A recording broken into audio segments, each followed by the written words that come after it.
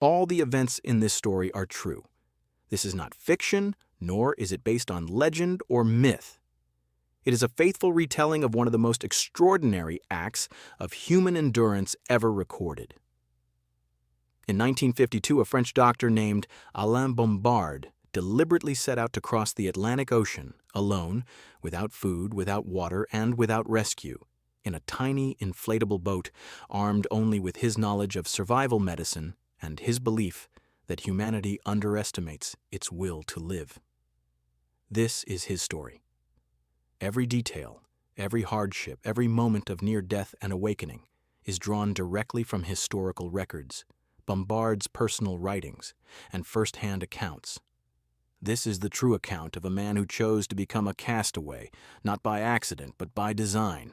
It began not with a storm, nor with a shipwreck, but in the mind of a man who dared to question everything the world believed about death at sea. Alain Bombard was not a sailor. He was a doctor, a man of science, of questions, and of unsatisfied truths. He had seen too much of the ocean's cruelty, but what haunted him most wasn't the water. It was the statistics. In the years following World War II, the sea became a graveyard for thousands of sailors and refugees. Boats capsized, ships were torpedoed, and survivors vanished into the waves. The official reason given for their deaths was simple: dehydration, starvation, hopelessness. But Bombard wasn't convinced. The numbers didn't add up. According to him, far too many people were dying far too quickly. They weren't starving. They were giving up. And this idea, this grim possibility, festered in his mind. What if survival at sea wasn't just a question of provisions, but of belief? What if humans were capable of more than they realized? If only they knew how to survive. He began researching lifeboat protocols, reading the testimonies of shipwrecked men, and analyzing oceanic survival data. He found that people often died within days, long before thirst or hunger should have killed them. They had been taught that without food or fresh water they would not last a week. So they didn't. They died, he believed, of despair. This was not just a theory. To Bombard, it was a challenge. He had to prove it, to himself, to the medical community, and to every sailor who might one day find themselves alone in a vast, uncaring ocean. And so, he made a decision that would make headlines around the world. He would become a castaway, on purpose. He would survive, not in a simulation, not on a lake, not in a controlled experiment. He would take to the open ocean, across the unforgiving Atlantic with no food and no water, armed only with the knowledge of what the human body could endure and the skills to fish and harvest rain. He would either prove his theory right, or he would die. Many called him a madman. The French press dubbed him the Heretic. Some accused him of suicide masked as science, others accused him of endangering public trust, but Bombard's mind was made up. He would build his raft, chart his course, and set out from the coast of Africa into 4,000 kilometers of nothingness, alone. Preparation began in earnest in early 1952. He designed his vessel, a tiny inflatable rubber dinghy just 4.5 meters long, which he named L'Heretique, the Heretic. It had no motor, no sail, only oars and the will of the sea. It would carry a sextant, a fishing line, a harpoon, a desalination device he barely trusted, and enough courage to fill the Atlantic. He refused to take food. He refused to take water. He wanted to be as a true castaway would be. The only supplies on board were a few emergency tools and the clothes on his back. His plan was to survive by drinking small, controlled quantities of seawater, catching fish, and squeezing moisture from their raw flesh. He would also attempt to collect rainwater when the skies allowed. He tested himself first in the Mediterranean, spending weeks drifting in isolation, learning how to ration, how to stay warm, how to fight hallucinations. When he was satisfied he could endure the small test, he set his sights on the real voyage, the Atlantic crossing. On October 19th, 1952, he launched from the Canary Islands, alone with no support boat, no rescue plan, and no certainty. His raft slipped away from the dock, swallowed by the rising morning tide. No pomp, no ceremony. Only Bombard, the sea and the creeping silence of the unknown. He kept a log. Every day he would write, notes on his physical state, his emotions, the creatures he saw, the sky above. His first entries were calm, almost confident. The sea was gentle, the sun warm. He caught a fish within hours. It was working. But the ocean doesn't play fair, and Bombard would soon find out that no amount of preparation could truly prepare a man for being nothing more than a speck on the endless blue. The first morning was deceptively kind. Bombard awoke to a sky washed clean by the Atlantic dawn, his raft bobbing gently in the early light. The rhythmic slap of small waves against the rubber hull was almost calming, like nature's lullaby. But even as he watched the sun rise over the watery horizon, he knew it was a lie. Kindness on the sea is temporary, a borrowed peace, never a promise. He adjusted his course slightly, using the small canvas sea anchor to stabilize the drift. With no motor and only occasional use of the oars, he was at the mercy of wind and current. The Canary Current, flowing westward toward the Caribbean, would be his highway, if it didn't first become his executioner. Each day he logged his coordinates with a sextant and noted the slow but undeniable drift west. He moved roughly 30 to 50 kilometers per day. But the ocean doesn't move in straight lines. It spins and churns with invisible forces, sometimes pushing him forward, sometimes dragging him back. His raft twisted like a bottle adrift in a storm drain. Bombard realized early on that progress wouldn't be measured in distance, but in survival. His first goal was hydration. No rain had fallen. The sea sparkled around him, a mockery of thirst. He turned to fish, first to eat, and then to drink. Using a sharp hook and a strip of cloth for bait, he managed to catch a small dorado. The fish was beautiful, green gold and iridescent in the sun, and it fought with a desperation he would come to respect. With practiced hands, he gutted it, slicing open the raw meat and extracting the liquid. He drank it slowly, carefully. The taste was metallic, oily, but it was water. The tissues of the fish provided precious moisture, and Bombard believed this method could sustain him. He would rely on it until rain came, if it came. He allowed himself a few sips of seawater, about 250 milliliters per day, despite the warnings from medical authorities. He had calculated that the human body, when healthy and supported by other water sources, could tolerate small doses without spiraling into dehydration. He would test this theory in real time, with his life as the wager. The sun began to change him, his skin, pale and unprepared, blistered in places he had not thought to protect. He had no umbrella, no canopy, just a small sheet of canvas he sometimes stretched over the raft to create a shadow. The heat became his second enemy, after thirst.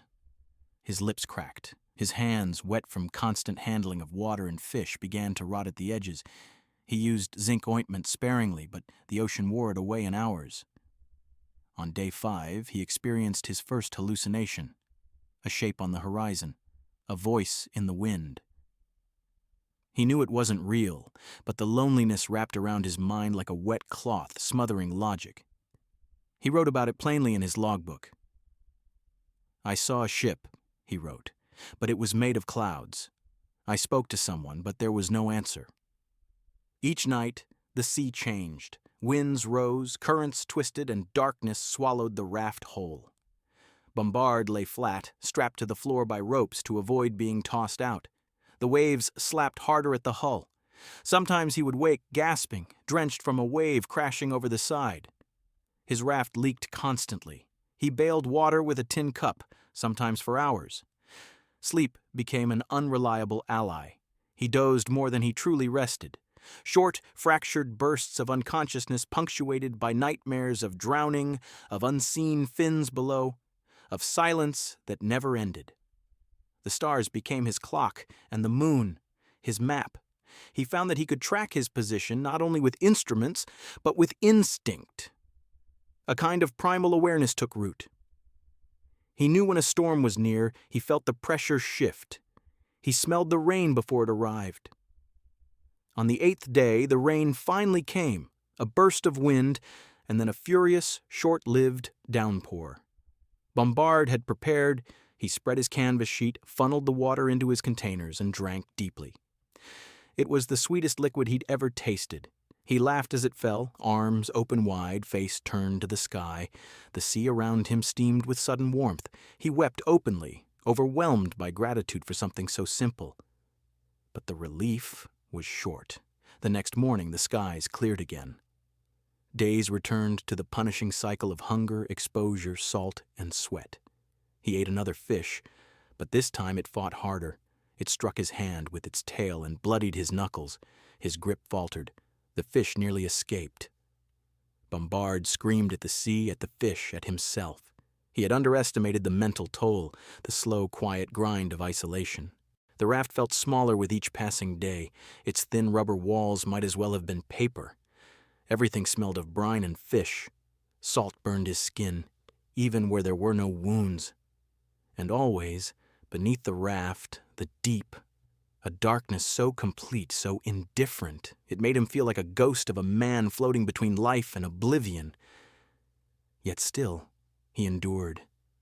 He counted the days not in numbers, but in fish caught, storms survived, ounces of water collected. And even as his body weakened, a small flame of defiance burned inside him. He would not die. Not yet. Not while he still had questions left unanswered. Not while the ocean kept trying to silence him. By the 10th day, Alain Bombard's body had become a test subject more than a vehicle. He was no longer merely enduring the ocean, he was documenting its slow attempt to unmake him. Each wound, each drop of sweat, each unsteady heartbeat became a line in the ledger of his survival experiment. His medical background gave him the language of his suffering. He knew what was happening inside him even as he felt it. He understood the onset of mild dehydration, the dry tongue, the dizziness, the slowed thought.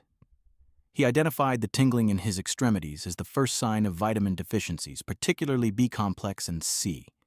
He cataloged his fatigue, muscle soreness, and the faint tremor in his fingers. He recorded everything. His logbook became the silent witness to his unraveling. It contained charts of the number of fish caught, the amount of moisture extracted from their flesh, the number of milliliters of seawater consumed, the volume of rain collected. He drew sketches of sores forming on his skin and documented the deterioration of his nails. The skin on his palms began to separate in layers, revealing raw pink flesh beneath. Still, he refused gloves, wanting to feel every aspect of survival firsthand. His muscles ached constantly from rowing against the current, though he did so sparingly. The salt irritated every part of his body, especially the folds of skin around his joints. When he shifted positions, flakes of dried skin floated up like dust. He stopped counting the exact number of cuts and abrasions. Infection was a daily threat. He had only a small supply of antiseptic and tried to conserve it by washing wounds with salt water, a cruel compromise. But Bombard's mind remained intact. His belief, his stubborn, idealistic belief that man could survive this, was his tether to reason. He repeated mantras under his breath. This is data. This is proof. This is life. Each fish caught was a victory. Each night survived a lesson. He began experimenting with ways to increase his moisture intake. He discovered that certain fish, the bonito and the dorado especially, held more usable liquid than others. By pressing the filleted meat in cloth and squeezing it into a container, he could harvest what he called fish water. It was warm, slightly salty, but life-sustaining. He also tested using plankton. With a small net made from his shirt, he scooped microscopic marine organisms from the surface. They were nearly invisible to the naked eye, but when gathered in sufficient quantities, they made a protein-rich paste. Bombard mixed them with fish scraps and forced the concoction down. It was revolting, but nourishing. He watched the horizon constantly. Ships were rare. He occasionally spotted a passing vessel, but none came close enough to signal. Once he saw a freighter in the far distance. He waved frantically, lit a flare, and screamed until his throat cracked. But the ship disappeared over the curve of the earth, leaving behind only silence. He had to remind himself rescue was not the mission. Survival was. His solitude deepened. He began talking to the raft, addressing it as if it were a companion. "Steady now," he'd whisper. "Don't let the sea take us today." The raft creaked in reply. Whether in agreement or indifference, he never knew. At night, he lay beneath the stars and imagined himself from above, a speck in the middle of infinity. It brought him both terror and awe. He wept sometimes, not from despair, but from the sheer scale of it all. The Atlantic was a living thing, and he was inside its gut, crawling along, uninvited. Around day 14, his body began adapting in strange ways. His skin, hardened by sun and salt, became leathery. He no longer noticed the constant dampness. His stomach shrank, hunger faded to a dull pressure rather than pain. He entered what he later described as a second body, one designed for survival, one that no longer mourned comfort. He also began to understand the patterns of the ocean. He recognized certain cloud shapes as precursors to rain. He learned the rhythm of swell and surge, predicting when to brace and when to relax. The sea, once chaos, was now a kind of code, hard, but not unreadable. One evening, during a particularly calm twilight, he caught a massive flying fish that landed uninvited on the raft. Its wings shimmered like silver in the fading light. Bombard saw it not just as food, but as a sign. He wrote, "When the sea gives you life without being asked, it's a reminder that the universe is watching." That night, he slept deeply for the first time in nearly 2 weeks. In the morning, he awoke to the sting of salt in his eyes and the distant sound of thunder. Another test was coming, and he was ready. By the 3rd week adrift, Alain Bombard began to realize that hunger wasn't the monster he'd been taught to fear. It didn't come howling like a beast or hammering like thirst. It arrived silently and in many ways politely. Hunger asked to be ignored. It came not as pain, but as memory, an echo of flavor, a scent of bread, the imagined texture of a ripe apple. His stomach had stopped growling days earlier. Now it simply clenched and loosened, as if sighing at the futility of the wait. Bombard had eaten nothing substantial since his departure.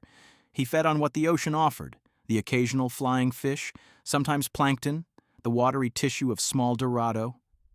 The portions were pitiful, more symbolic than sustaining.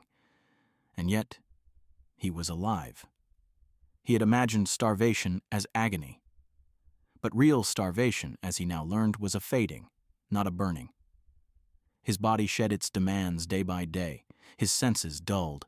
Smells became less intrusive. Taste, once sharp and opinionated, faded to bland necessity.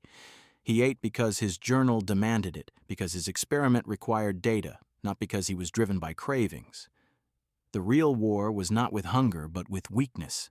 His muscles atrophied. His back ached constantly from the contorted positions forced by the cramped raft. His skin, leathery from the sun, was now thin along his shins where salt water had gnawed day and night. His legs were marbled with sores. But his mind fought on. He began to view hunger as a companion. It reminded him of what he had sacrificed, of why he was here. It became a kind of daily ritual. Wake, drink fish liquid, clean the raft, log the sunrise, catch what he could, chew and swallow and write. His days blurred together, shaped by routine. Without routine, he would dissolve into the sea. He noted that his heartbeat had slowed. His pulse dropped to 50 beats per minute, then dipped lower. His body entered what he called the starvation rhythm, a slow measured hum of life, just enough to keep going, nothing more. He adapted. The fish were harder to catch now. The ocean was still, offering no generous swells to bring life near. He improvised, tying several lines together, creating a sort of drifting net made from strips of cloth and threads unraveled from his shirt. Some days, nothing bit. Other days, he caught bizarre sea creatures, small squid, gelatinous blobs, even once a baby shark he dared not touch. One morning, a massive dorado leapt beside the raft. Its golden flank shimmered in the dawned light, teasing him. He lunged with his harpoon, a simple, sharpened stick lashed to a pole, and missed. The splash soaked him. He sat down, shivering and cursing. That failure haunted him for days, not because he missed a meal, but because it reminded him how fragile his position was. One missed fish could be a setback with a cost measured in days. To supplement what little nourishment he had, Bombard returned to harvesting plankton. It was nearly invisible, but it teemed just beneath the surface in the equatorial heat. He used a handkerchief stretched over a wire ring, trawled through the water, and then squeezed the greenish film into a tin. He added fish slivers to it, creating what he jokingly called sailor's pâté. It was revolting, but it worked, and then a breakthrough. On day 23, while watching the clouds for signs of rain, Bombard noticed a disturbance in the water. Tiny silver bodies shimmered just below the surface, sardines or something like them, moving in a tight school. He tore into the water with both hands, catching two bare-handed before they could dart away. He bit one immediately, sucking the fluid and chewing the head. The taste was metallic, but alive. He laughed. For the first time in days, he laughed with real joy. That evening he wrote, "The sea is not an enemy. It is a miser, yes, but not a murderer. It gives if you ask correctly."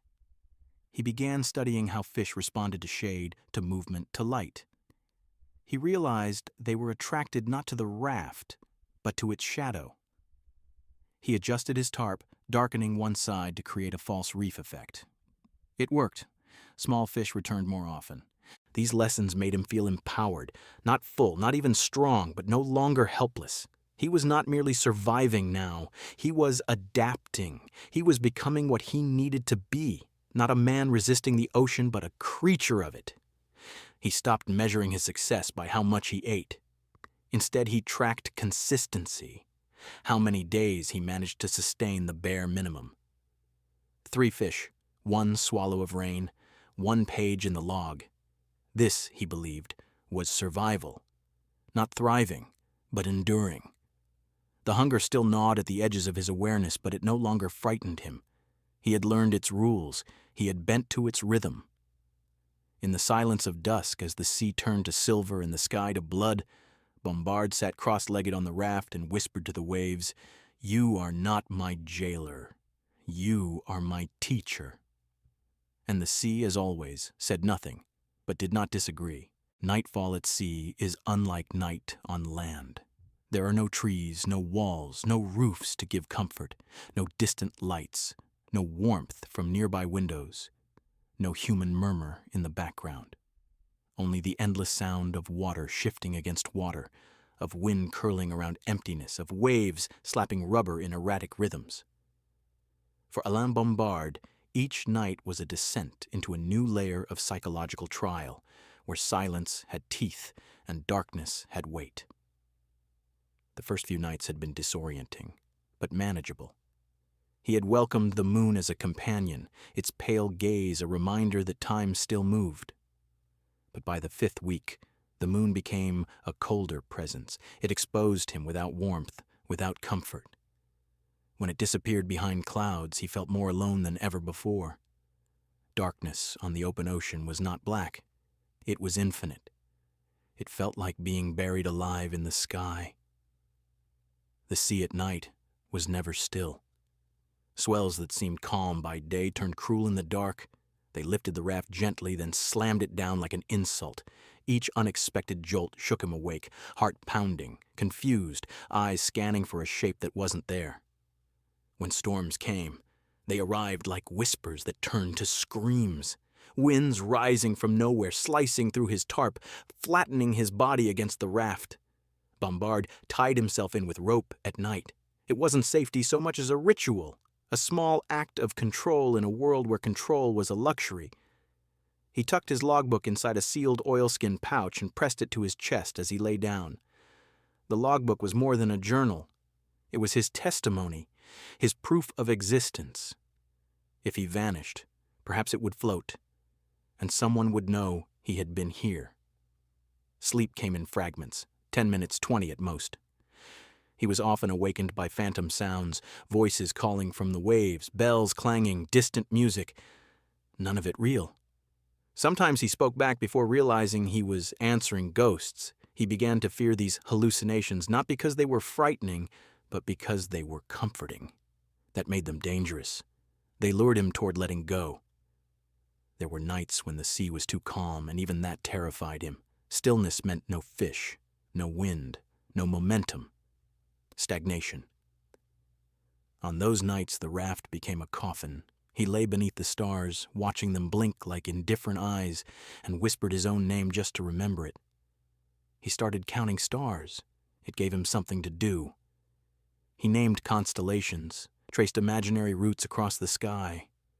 He pretended he was navigating by ancient knowledge, like Polynesians or Viking sailors. The idea rooted him to something older than fear, older than loneliness. He was not the first to face this kind of night. He would not be the last. But not every night was survivable by logic. Some nights were broken. One such night, around day 35, a sudden gale hit without warning. Winds howled across the surface, waves rose and punched like fists. Rain followed, cold, sideways, unrelenting. Bombard barely had time to secure his tarp before water began filling the raft. He bailed with a tin cup until his arms screamed. The raft rose on a swell, tilted dangerously, then slammed down with a sound like bone snapping. He screamed, not from fear but from rage. Rage that the sea would break him now after all he had learned. He cursed the storm, the stars, even himself. Lightning lit the sky for seconds at a time, revealing the ocean's terrible beauty. Black peaks of water, curtains of spray, the smallness of his raft. He considered activating his emergency flare. Not for rescue, he didn't want to be saved, but to write his presence into the night. To say, I was here. But he stopped himself. One flare wasted meant one less chance to alert a passing ship later. Survival was math, not emotion. The storm passed by morning, as all storms do. The sea settled into its slow breath. Bombard, soaked and shaking, lay curled like a child beneath the tarp. His hands were blistered from the rope. His tongue stuck to the roof of his mouth. But he was alive. The night had not killed him. And so he wrote. He always wrote. Even when he could barely grip the pencil, even when his fingers bled, when the wind snatched at the pages, his journal entries became shorter, more fragmented. But they continued. One entry read, simply, "The sea talks. It never says what you want to hear." Another wrote, "I miss silence that doesn't whisper my name." By now, Bombard had become a creature of two selves. There was the man who suffered, who bled and starved and trembled, and there was the man who observed that man with clinical detachment, scribbling notes in a soaked notebook. One endured, the other recorded. Together, they survived the night. The sun rose like a reluctant witness, and it cast long shadows across the raft and painted Bombard's salt-crusted skin in gold. He uncurled slowly, stretching each joint, taking inventory of what still worked. Eyes, blurry but open. Mouth, cracked but able to speak. Fingers stiff but capable of holding pen and line. He was still here. Another night behind him, another battle won, not against the sea, but against the silence within it. He looked to the sky and whispered, "Thank you for nothing." And he meant it, because nothing, sometimes, is a kind of mercy. By the 6th week adrift, Alain Bombard's body no longer resembled the man who had pushed off from the Canary Islands. What the ocean had not stripped away, it had reshaped. Skin, eyes, muscles, even his voice. Everything had transformed into something primal, something salt-worn and half-feral. His raft, once a vessel, now felt like an extension of his body. He knew every seam, every weak point, every sound it made as it rocked or resisted. He could feel a puncture coming before it happened. He could sense water pooling beneath him without looking. Man and raft had merged. His skin, especially on his hands and feet, had hardened into something closer to leather than flesh. Blisters had long since torn open, leaving raw patches that scabbed, then reopened, then dried into hard, darkened crusts. He moved slowly, not from weakness alone, but because motion meant friction, and friction meant pain.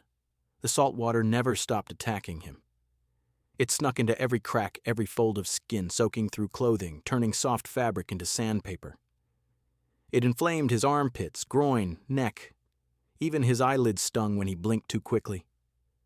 The zinc ointment he'd rationed was gone. He tried fish oil, smearing it over his raw skin in desperate mimicry of marine mammals. It worked only slightly and only briefly.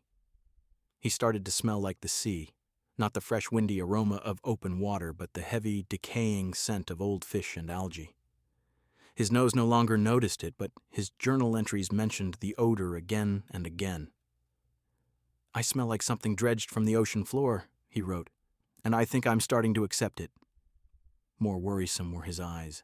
Days under the relentless sun, with only a small tarp for shade, had taken their toll. His vision blurred at the edges. Sunlight reflected off the water like thousands of small knives. His pupils no longer adjusted properly.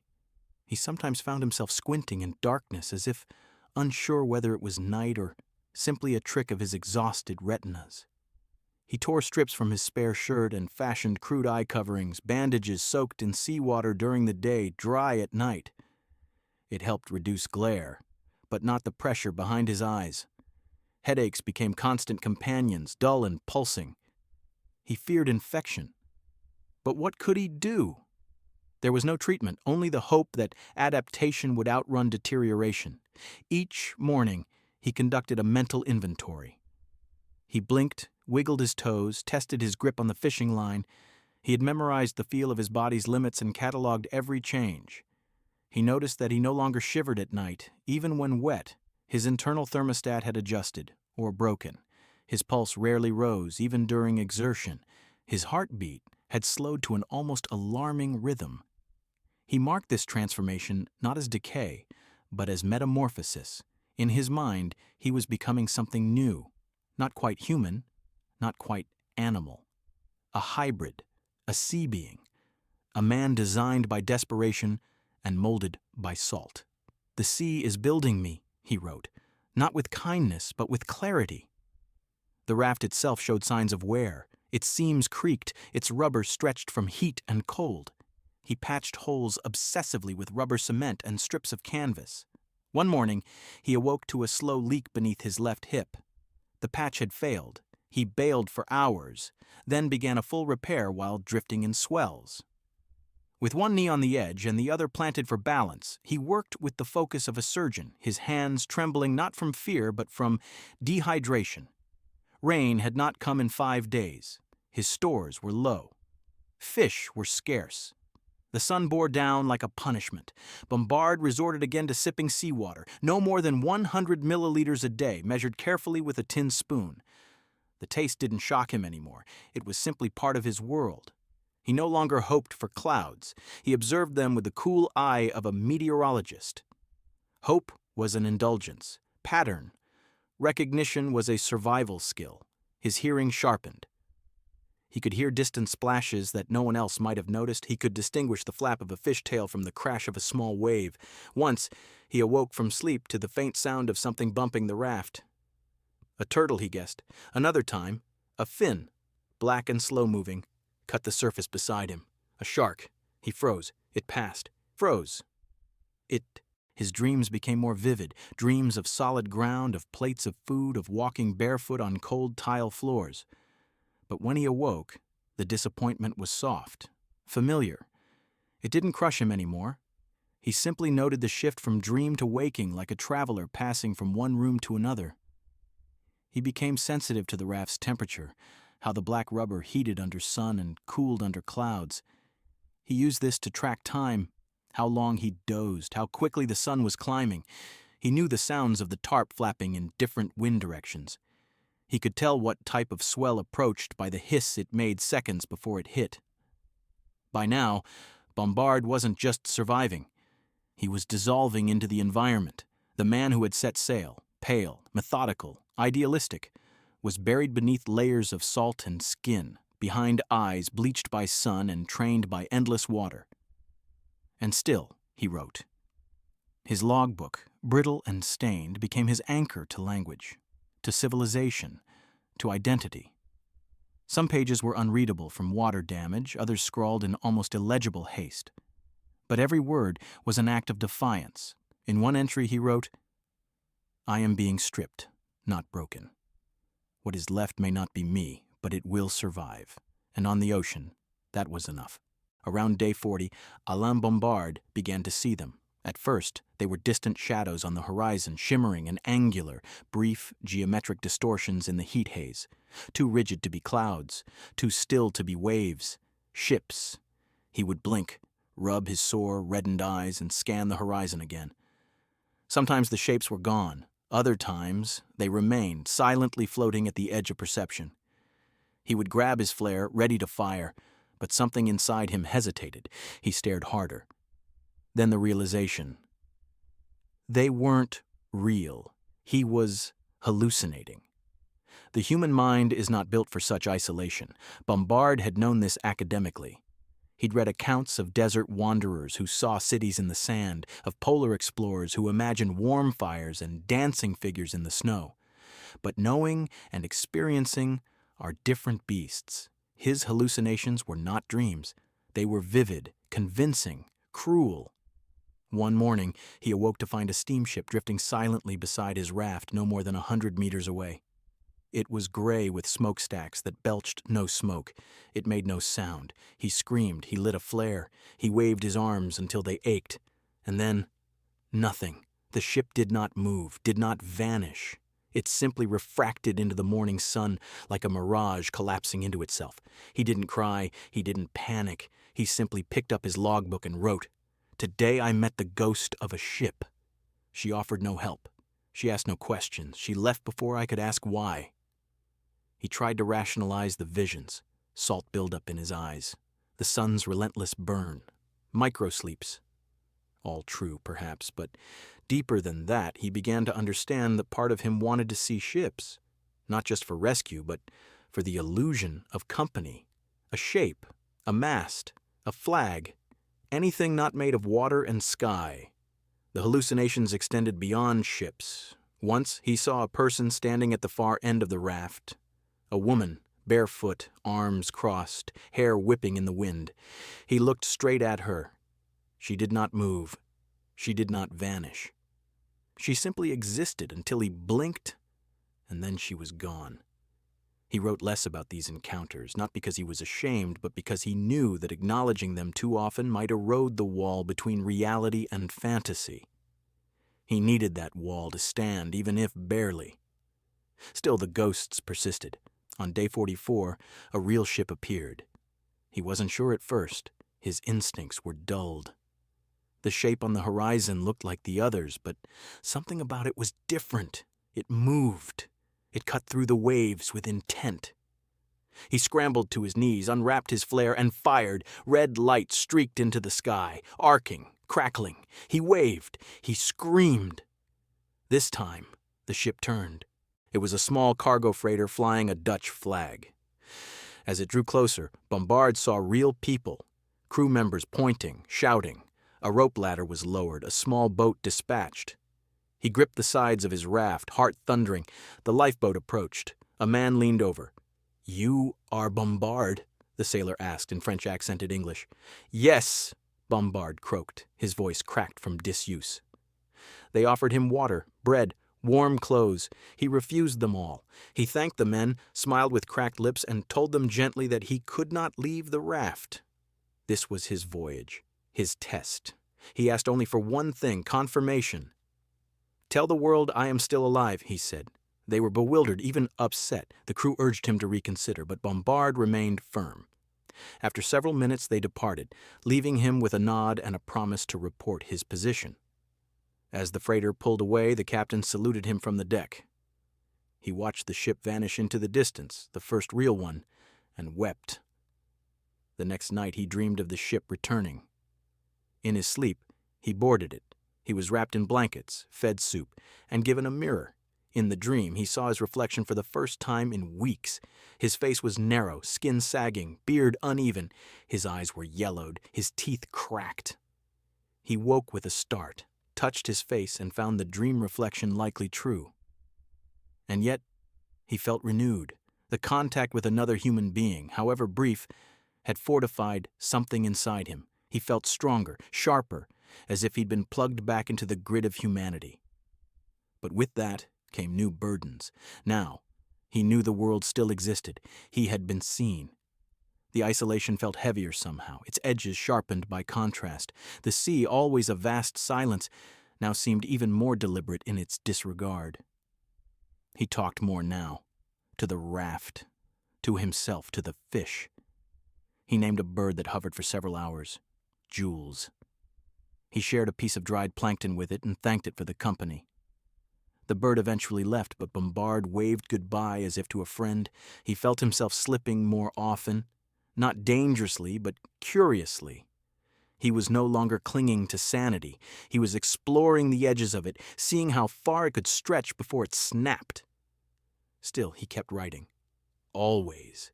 He wrote about the real ship and the phantom ships, about Jules the bird and the woman on the raft, about fear, not as an enemy, but as a companion that whispered warnings in his ear. One entry read, "The sea doesn't want you dead. It simply doesn't care. Indifference is more dangerous than malice. At least malice can be reasoned with." He clung to that thought as another mirage ship appeared at sunset. He did not wave. He did not light a flare. He simply watched and smiled. Alain Bombard had endured many tests at sea by this point: dehydration, hunger, solitude, even hallucinations. But nothing prepared him for the fury of his first true Atlantic storm. Nature, he had learned, did not need to hate you to try and kill you. It simply needed to be itself. The signs came gradually. First, a metallic taste in the air. Then, a strange, low hum in the water. Bombard awoke one night to find the raft spinning slowly in place, currents turning beneath it like unseen gears. The clouds were thick and low, stitched with lightning far off on the horizon.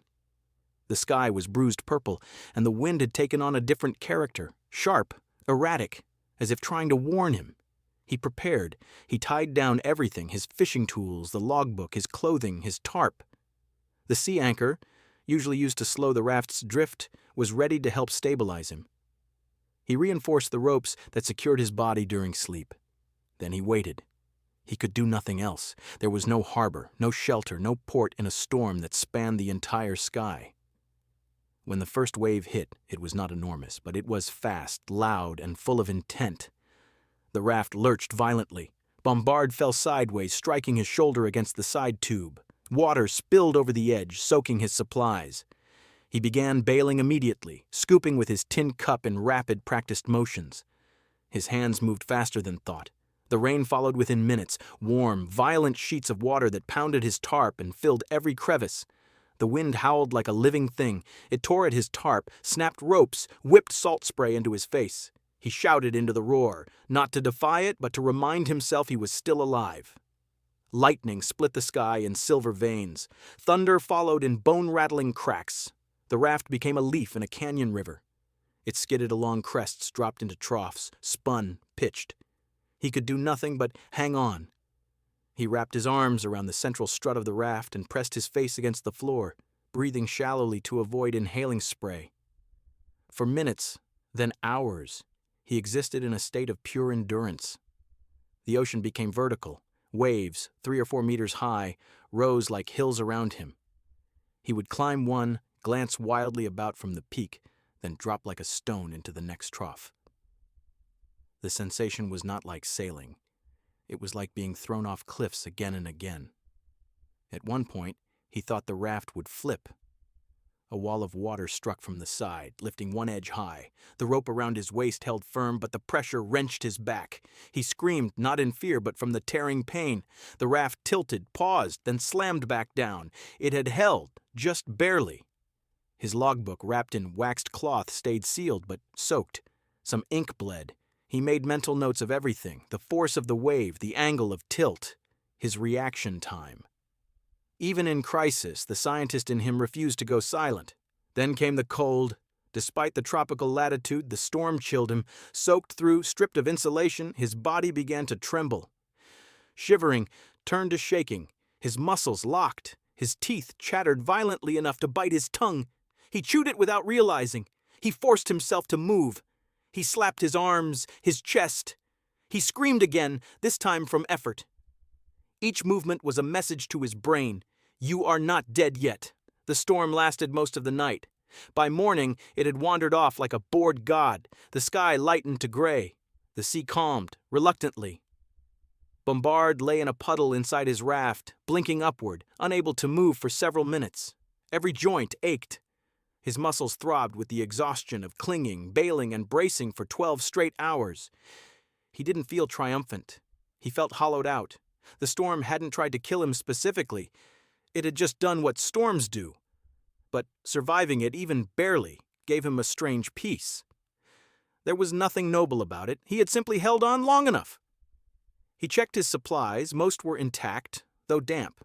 His fishing line was lost. He'd have to fashion another. His tarp had 2 tiers, but it could be repaired. His fingers were bloody and swollen from rope burn. He did not cry. He did not smile. He simply said aloud, in a hoarse whisper, "One." As in, storm number 1. There would be others. He knew that now. That night, under a fractured sky, he wrote with trembling fingers, "A storm is a kind of truth. It reveals you to yourself. I was not brave. I was not clever. I was just there." He would remember that, not for pride, but because the sea had spoken, and it had not yet taken him. When the sea finally returned to calm, it did so with a silence that was almost insulting. After the chaos of the storm, the quiet felt false, like an apology from someone who would hurt you again tomorrow. Alain Bombard lay in the raft's puddled floor, his muscles stiff, his joints swollen, every fiber of his body aching.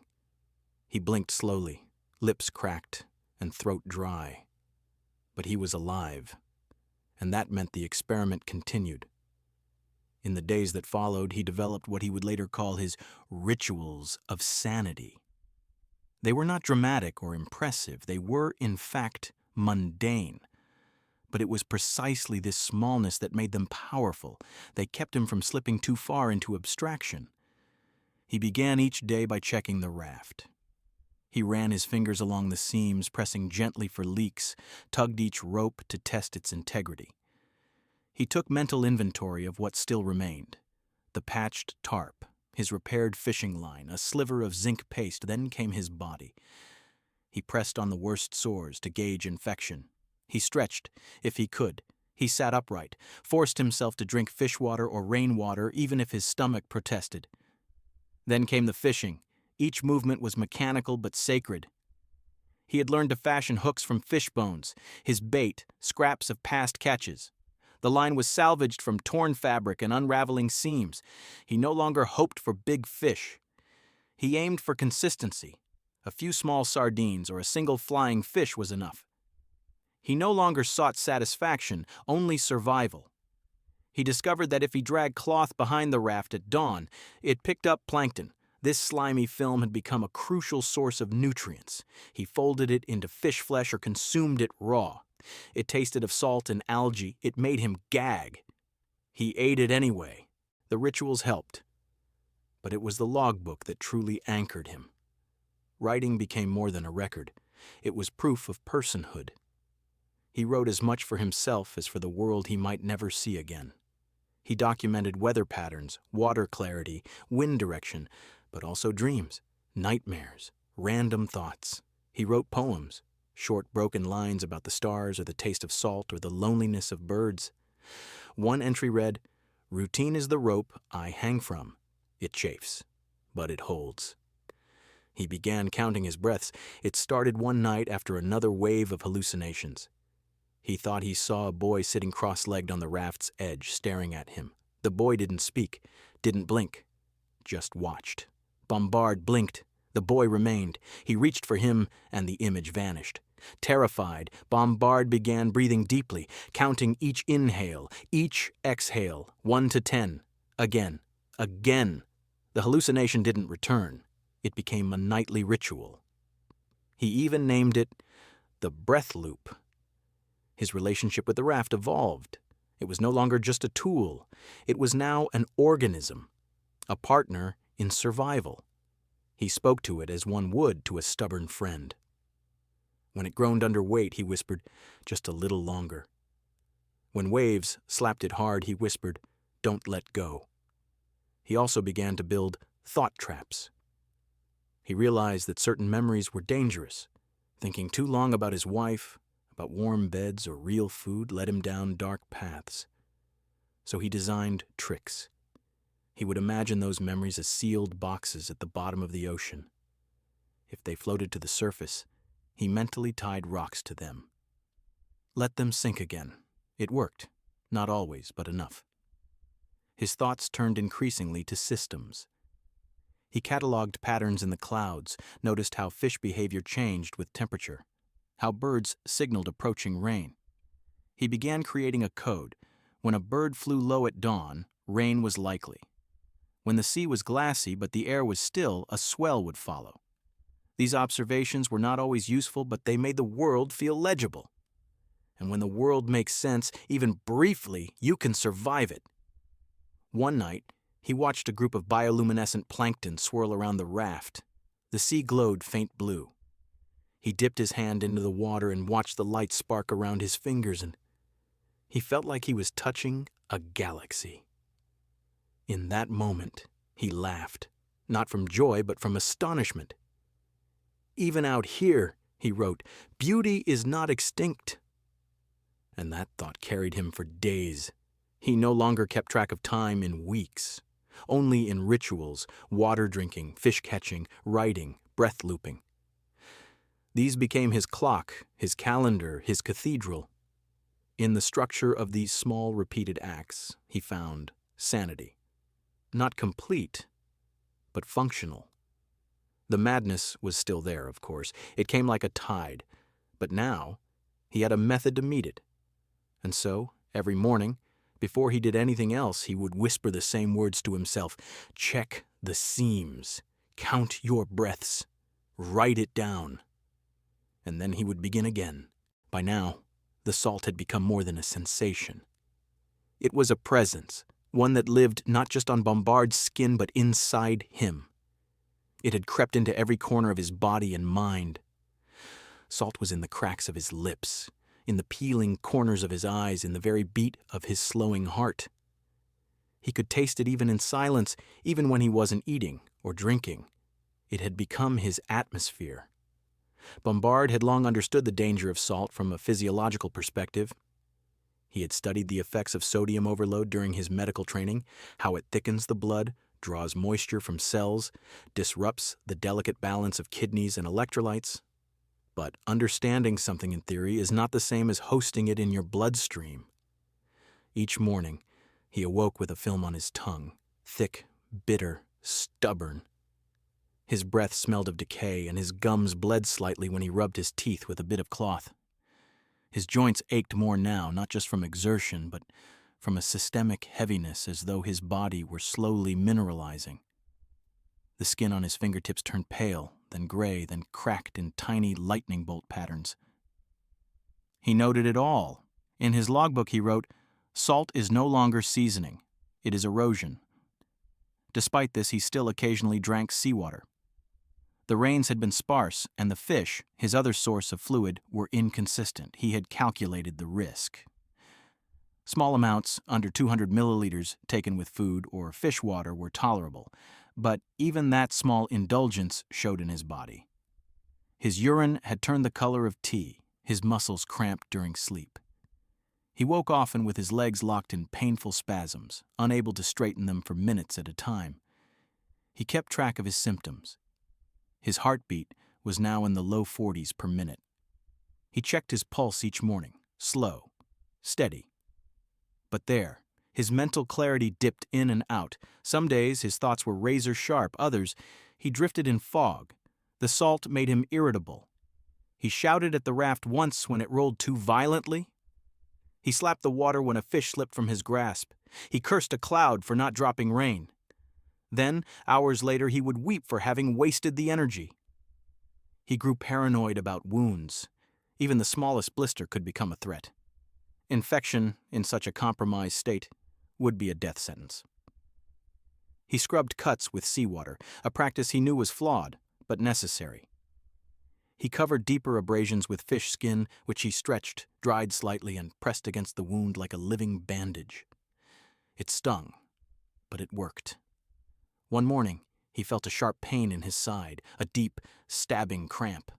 For half an hour he could not sit upright.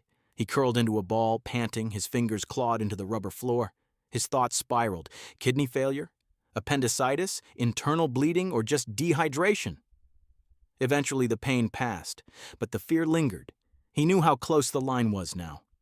He turned to his logbook again. "Salt is not the ocean's weapon," he wrote. "It is its message. You are not meant to live here. You are trespassing." And yet he stayed. He began rationing fish water more precisely. He measured by spoonfuls now, 3 per meal. He avoided direct sun when possible, stretching the tarp to cover himself for parts of the day. He fashioned a small shade using the remains of a shirt, creating a cave-like corner where he could curl and rest. His skin darkened beyond tan. It was now mottled, patterned by sun, wind, and salt into something almost reptilian. A part of him liked it. It felt like armor. When he brushed sandpapered fingers against his own thigh, he felt like he was touching something carved from old bark. Still, his dreams turned increasingly violent, drowning, burning, melting. He dreamed of his blood turning to salt crystals, his bones cracking open like geodes. Once he dreamed he was entirely made of salt, and a wave swept through him, scattering him like dust. He awoke, screaming. He did not write that dream down. It felt too true. Instead, he wrote a line that became a kind of mantra. Salt sharpens the soul, or it dissolves it. Each night, he whispered it as he tried to sleep. Around day 50, he passed a jellyfish bloom, hundreds of them, pink and clear, pulsing just beneath the surface like alien lungs. He stared at them for hours. They were graceful, yet deadly, full of sting, yet silent. They seemed perfect for this world. Bombard felt envious. That day the sky finally darkened. A thin drizzle followed. He caught 2 liters of rain. It was the most he'd had in weeks. He drank a full cup, slowly, reverently. The taste shocked him. It was soft, almost sweet. He wept, then laughed, then wept again. That night, he wrote, "I am not cured. I am merely forgiven. For one day."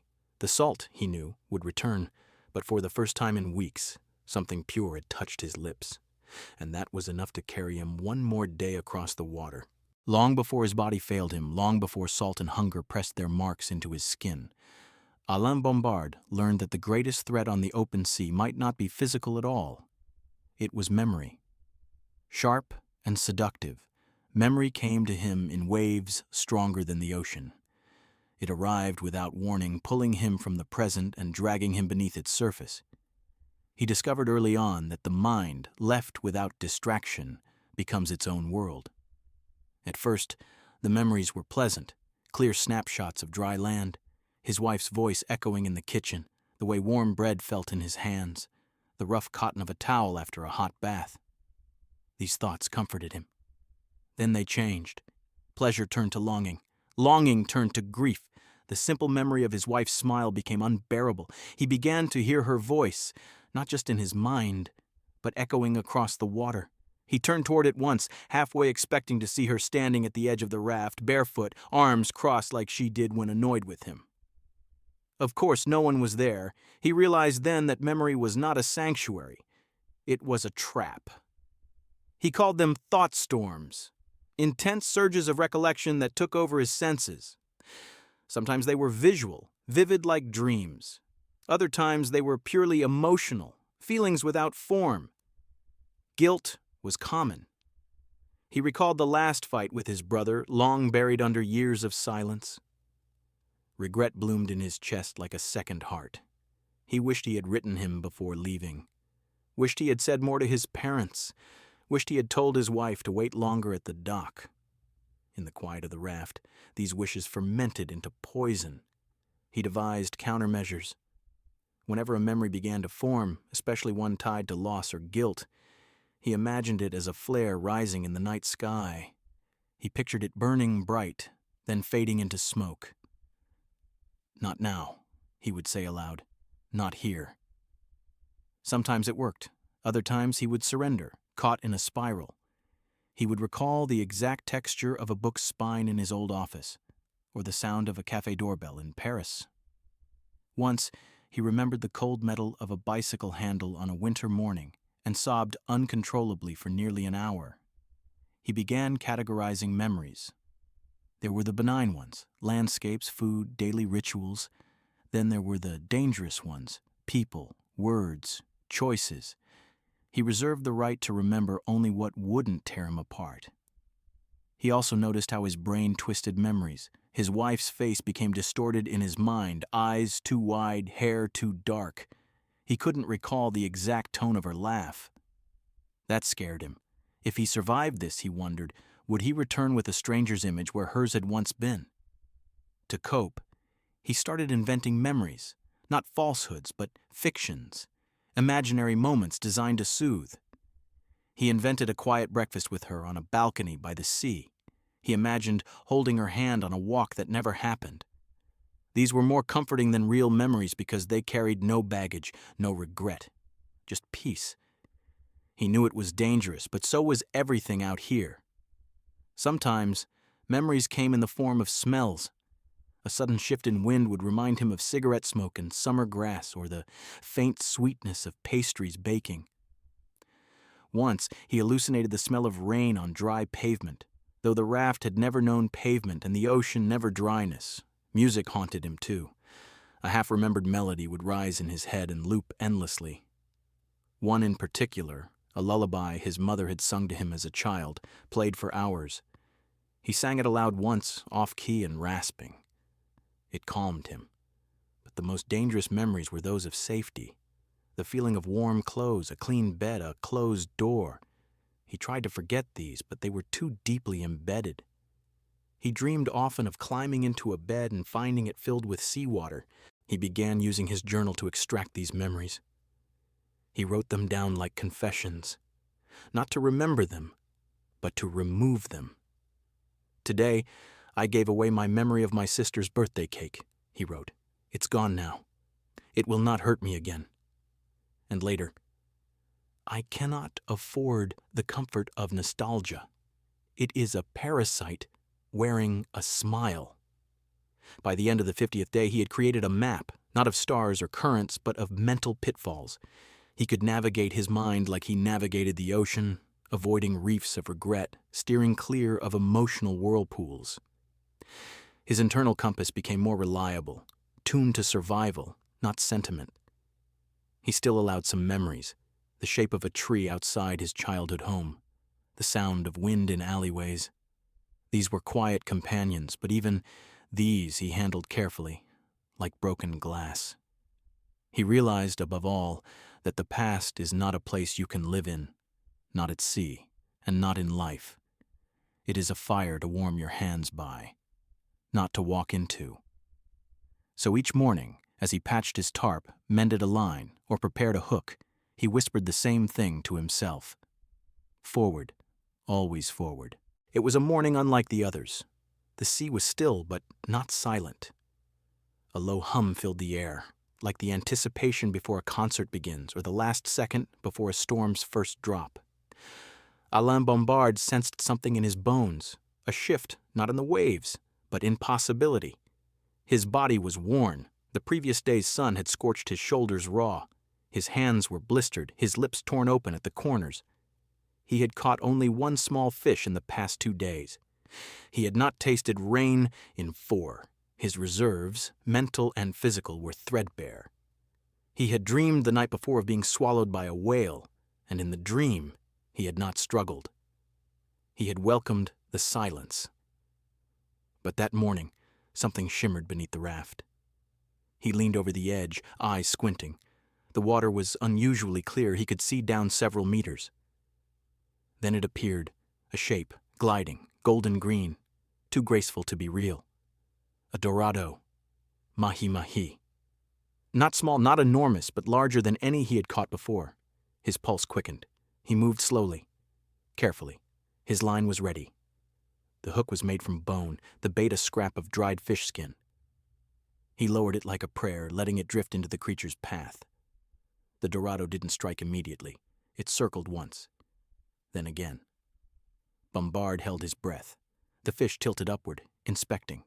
Then it lunged. The raft jerked. He pulled hard, the line slicing into his already raw palms. The Dorado fought, not with panic, but with dignity. It turned, dove, twisted. Bombard gritted his teeth. Every muscle screamed. The line pulled against his makeshift tie-off, threatening to snap. But it held. After 5 eternal minutes, the Dorado tired. Bombard hauled it in hand over hand, murmuring thank yous through broken breath. The fish flopped once on the raft, then stilled. Its scales gleamed like armor, its eye glassy but defiant. He sat for a full minute, staring. Then, reverently, he began the ritual. Slicing, gutting, draining. He drank the fish's fluid, warm, oily, life-giving. Then he cut the meat into strips, laying them in the sun to dry. He chewed a chunk raw. It was sweet, rich. He could feel his cells singing, but more than nourishment, the fish gave him something rarer, affirmation. He named it, not out loud at first, but in the logbook. Hope. Today, he wrote, hope fed me. Hope swam to me. Hope fought, but not cruelly. Hope died, but gave something in return. He spoke to the fish for hours. He thanked it, apologized, promised not to waste any part of it. He used the bones for tools, the skin for patching. Even the eyes were consumed. He left nothing. To do so would dishonor the gift. That day became a turning point. He stood, shakily, gripping the raft's edge, and allowed himself to feel proud. Not just for catching the fish, but for everything that had come before it, for not giving in to hallucination, for surviving the storm, for rationing when he wanted to gorge, for making it against reason this far. Later that afternoon, as clouds passed overhead, he laughed for the first time in days. It was a weak laugh, more of a breath with rhythm, but it was genuine. He was not joyful, but he was awake in the world again. That night, the sea was kind, a breeze swept through, and the raft drifted gently. Bombard slept deeply. In his dream, he walked along a road paved with fish scales, and the sky was made of warm rain. He awoke, with tears on his face, not from fear, not from grief, but from something dangerously close to peace. In the morning, he found another small fish caught in his line. It was smaller than hope, barely more than bait. But he accepted it with the same gratitude. He named it grace. He began naming more things, the sunrises, the clouds, even the waves. A small one that rocked him gently became patience. A sharp, cold gust of wind was doubt. Naming gave structure to chaos. It made the sea less of a void, more of a conversation. He no longer felt like he was shouting into nothing. He was speaking with the world, even if it never answered. He felt his pulse again, still slow, still steady. He whispered, "I am not dead." Then, "I am not done." He continued to write about the fish, about the storm, about the fragile architecture of hope. He sketched hope's outline, then drew a heart around it. He didn't care if it was foolish. He needed something foolish, something human. Hope had fed him. But more than that, hope had reminded him why he had come out here in the first place, to prove that life could endure, and for one more day it had. By the time Alain Bombard crossed the 50th day at sea, loneliness had ceased to be an emotion. It had become a condition. It wasn't sadness, it wasn't pain. It was a texture, a rhythm, a heartbeat he could feel outside of his chest, in the very fabric of the world around him. Like salt and sun and wind, it had settled into his skin. At first, he tried to describe it clinically. He wrote about its impact on the nervous system, its known effects on mental acuity and memory. But there came a point when science could no longer serve as shield. Loneliness wasn't an illness, it was a landscape. He was not infected with it, he was in it. The sea, for all its movement, was passive. It did not respond. He had not heard another voice in over a month. No language but his own, no sound but water and wind. His throat had grown rough from disuse. When he spoke aloud, it startled him. His voice sounded unfamiliar, too distant to be his. He tried singing. Old sea shanties, snippets of French nursery rhymes. He recited lines from books he could only half remember. Sometimes the words fell into rhythm with the ocean, and it felt like a duet. Other times, The silence swallowed them whole. He longed for contradiction, for someone to interrupt him, to argue, to misunderstand. The idea of dialogue became exotic. Conversation had become a memory so faded it felt invented. To cope, he invented listeners. He imagined interviews with journalists, conversations with scientists, question and answer sessions with curious children. He rehearsed what he would say when he returned, if he returned. How he would describe this experiment without sounding insane. Once he began explaining his journey to an invisible university class. He spoke for nearly an hour, pacing as best he could in the cramped space of the raft, gesturing, correcting himself, even pausing for imagined questions. When it was over, he bowed. No applause followed. He wept anyway. His body reacted to the solitude in physical ways. His hearing sharpened. Every slap of wave, every rustle of canvas sounded enormous. He flinched at sudden gusts, his senses hyper-attuned, but the absence of novelty dulled him. Days bled together. He would stare at the same patch of sky and forget which day it was. His dreams turned inward, no longer narratives but symbols. He dreamed of empty chairs, of doors that wouldn't open, of cities covered in blankets. Once he dreamed of a mirror that reflected not his face but the raft. He began to anthropomorphize everything. The raft, of course, the waves, even the sun.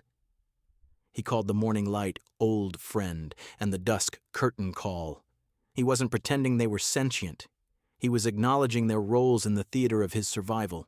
But deeper than these creations was the strange truth that his own mind had started to detach. He was no longer a unified self. He noticed it first when he began referring to himself in the third person in the logbook. He was tired today. He managed to catch one fish. At first he corrected it. Then he let it stay. It helped, in a strange way. Viewing himself as someone else allowed him to care for himself more objectively. He treated his body like a companion. He needs rest, he wrote. He is scared, but he will endure. Somewhere around day 52, he began to fear rescue, not because he didn't want it, but because he wasn't sure how to return. The raft, the solitude, the salt and sky. They had become his vocabulary.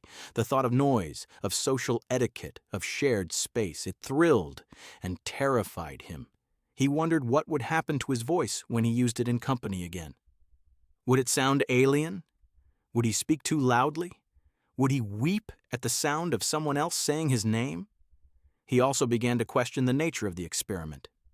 Was he still a doctor testing a hypothesis? Or had the experiment become something else, something spiritual, something primal? Was this solitude his proving ground? Or had it transformed into a kind of penance? He didn't know. What he did know was this: every day he spent in silence made the idea of the world louder, and louder didn't mean better, it just meant more. In his logbook he wrote, "Loneliness is not the absence of people, it is the absence of interruption." And on another page, "There is no such thing as empty space. Loneliness fills it." But he did not despair. He feared despair more than anything. Despair had no ritual, no rhythm. Despair was chaos. So he kept to his practices: fishing, measuring, writing, naming clouds, tracing his route with the sextant, even if the stars blurred. He whispered, "I see you," to the wind. "I hear you," to the water. And once, after catching another fish, he said aloud, "We are not alone when we act with purpose." He did not believe it completely, but he said it anyway. Because sometimes the act of speaking was the only way to keep from disappearing altogether. The sensation began as a slow warmth in the pit of his back. Not sunlight, not friction, not the usual burn of the day, but something deeper. Alain Bombard shifted in place, pressed a hand to his skin, and waited. The warmth spread, then pulsed. The next morning it returned stronger. This time it radiated from behind his ribs and through his chest like embers buried beneath flesh. He recognized it. Fever. For weeks he had been preparing for some sort of infection. His wounds, though carefully cleaned and sealed, were vulnerable. He lacked antibiotics. His immune system had been slowly wearing thin. The cuts on his fingers and knuckles, the ulcers on his feet, the salt rashes on his legs, all tiny open doors for disease. And now something had crossed the threshold. He began to sweat, not from the sun, which had been dull that day, but from within. His thoughts grew fuzzy. He drifted in and out of consciousness, unsure how many hours had passed. At one point, he dreamed he was back in Paris, seated in a cafe, laughing with a man he did not recognize. When he woke, he vomited over the side of the raft. He spent the entire next day lying flat, limbs splayed like a broken puppet. He did not eat. He sipped fish water slowly, as much to cool his throat as to hydrate. The fever didn't rage, but it didn't relent either. It lingered like a hot whisper, curling around his organs. He rationed his movement, only what was necessary, bailing water, adjusting the tarp, checking the raft's seams. Everything else, fishing, cleaning, note-taking, was suspended. Even writing, his sacred ritual, faltered. He made only brief entries: fever rising, energy low, sea calm, and later, second night with no rain, still burning. He considered the possibility of dying, not with fear, but with procedure. What should be done if his body gave out? Tie himself to the raft, leave a final message in the logbook, and seal it in the supply canister? The thoughts came slowly, without emotion, like items on a checklist. He knew that fever could not last forever. It would break, or it would break him. On the fourth day, he lost the ability to stand. His legs trembled beneath him, his knees folding like paper. He crawled across the raft, dragging himself by the arms. He reached the edge and dangled his hand into the ocean, letting the coldness numb his palm. It occurred to him, in a strange moment of detachment, that the water had become his fire escape, a place to cool, to retreat, to surrender. He didn't consider suicide, not truly. But he did wonder what would happen if he just stopped resisting, if he let the raft drift wherever it wanted, if he closed his eyes and didn't open them again. But something always brought him back. Not a vision, not a voice, just habit, the reflex to survive, the invisible thread of his original purpose. Prove it is possible, that the human body, given knowledge and will, can outlast the sea. So he drank more. He slept. He recited the names he'd given the waves. He whispered the mantra he'd created: salt sharpens, fire tests, wind remembers. On the sixth day, the fever broke. It did not crash down suddenly. It thinned, like mist burning off under morning sun. He opened his eyes to find the sky blue again. The fire had left him. He lay still, uncertain, waiting for the heat to return. But it didn't. His strength did not rush back. It trickled. He managed to catch a small fish, more out of muscle memory than intent. He chewed it slowly, the taste dull but soothing. He tried to write again. His hand shook. He forced the letters into place. He wrote, "I am not whole, but I am intact." It was the best he could say. As his mind cleared, he thought more about what the fever had meant, not just physically, but symbolically. It was a test, not of endurance, but of submission. Would he surrender to weakness? Would he let the sea claim him while he wasn't watching? He hadn't. The next day he rebuilt his routine, cleaned the raft, measured water, repaired the shade, resharpened a hook. These small acts felt like resurrection. He could feel the memory of the fever still inside him, like a scar that hadn't yet formed. But it didn't haunt him. It humbled him. He was still vulnerable, still fragile, but also still here. One evening, a breeze lifted the corner of his tarp. It flapped like a flag, defiant, ragged, undeniable. He stared at it for a long time, then wrote, "I do not need to be strong every day. I only need to remain." And with that, he leaned back, let the breeze wash over his face, and let the ocean carry him forward into another night. By the time Alain Bombard entered the final leg of his journey, the ocean had ceased to be his enemy. It was no longer even his opponent. It had become his teacher. He had lived with it long enough to recognize patterns invisible to the uninitiated. He could feel the shift in the swell by the angle of his raft's lurch. He could tell when rain was nearby the way the birds circled or when flying fish leapt higher than usual. He'd even come to understand the tides, not as science, but as breath, the slow inhale and exhale of something older than time. He no longer looked for land, not every day. Hope, at this point, was not tied to destination. It was woven into survival itself. Each morning, he recited his routines like prayer. Check the seams, count the sores, test the sky, taste the salt, write something, anything, even if just a word, but it was the sea that began to teach him new things. Things he hadn't read in books, things no manual could explain. He learned that fish behaved differently at dawn than at dusk, not just in type, but in tempo. Dorado hunted in quick bursts in the early light, but came slower, almost contemplative, as the sun set. Plankton thickened in certain waters where the currents folded over themselves, places the ocean itself barely moved. He started recognizing wind patterns, not through barometers or measurements, but in the way his skin felt before the gusts came. If the air was dry and sharp on his ears, a strong wind would follow within the hour. If it clung, humid and dense, rain was likely. These weren't guesses anymore. They were truths etched into his nerves. He even began to hear time. The ocean had a rhythm. 5-second swells, 12-second crashes, soft pulses that echoed like a heartbeat beneath the raft. He tapped into this rhythm, learning to move in sync with the water. When he bailed, when he repaired, when he shifted his weight, it was always on the upstroke, not the down. Less strain, more balance. These were things no classroom could have taught him. One night, during a rare spell of calm, he sat on the edge of the raft with his feet dangling into the sea. The water was cool, the stars sharp above. He ran his hand through the surface, watching bioluminescent trails curl around his fingers. He whispered, "You're not cruel. You're just indifferent." And the sea answered in its way, with silence, with peace. He recalled the first days, how he'd shouted at the waves, how he'd cursed the salt and the hunger. But now, he saw those moments for what they were, the tantrums of a student who hadn't yet understood the classroom.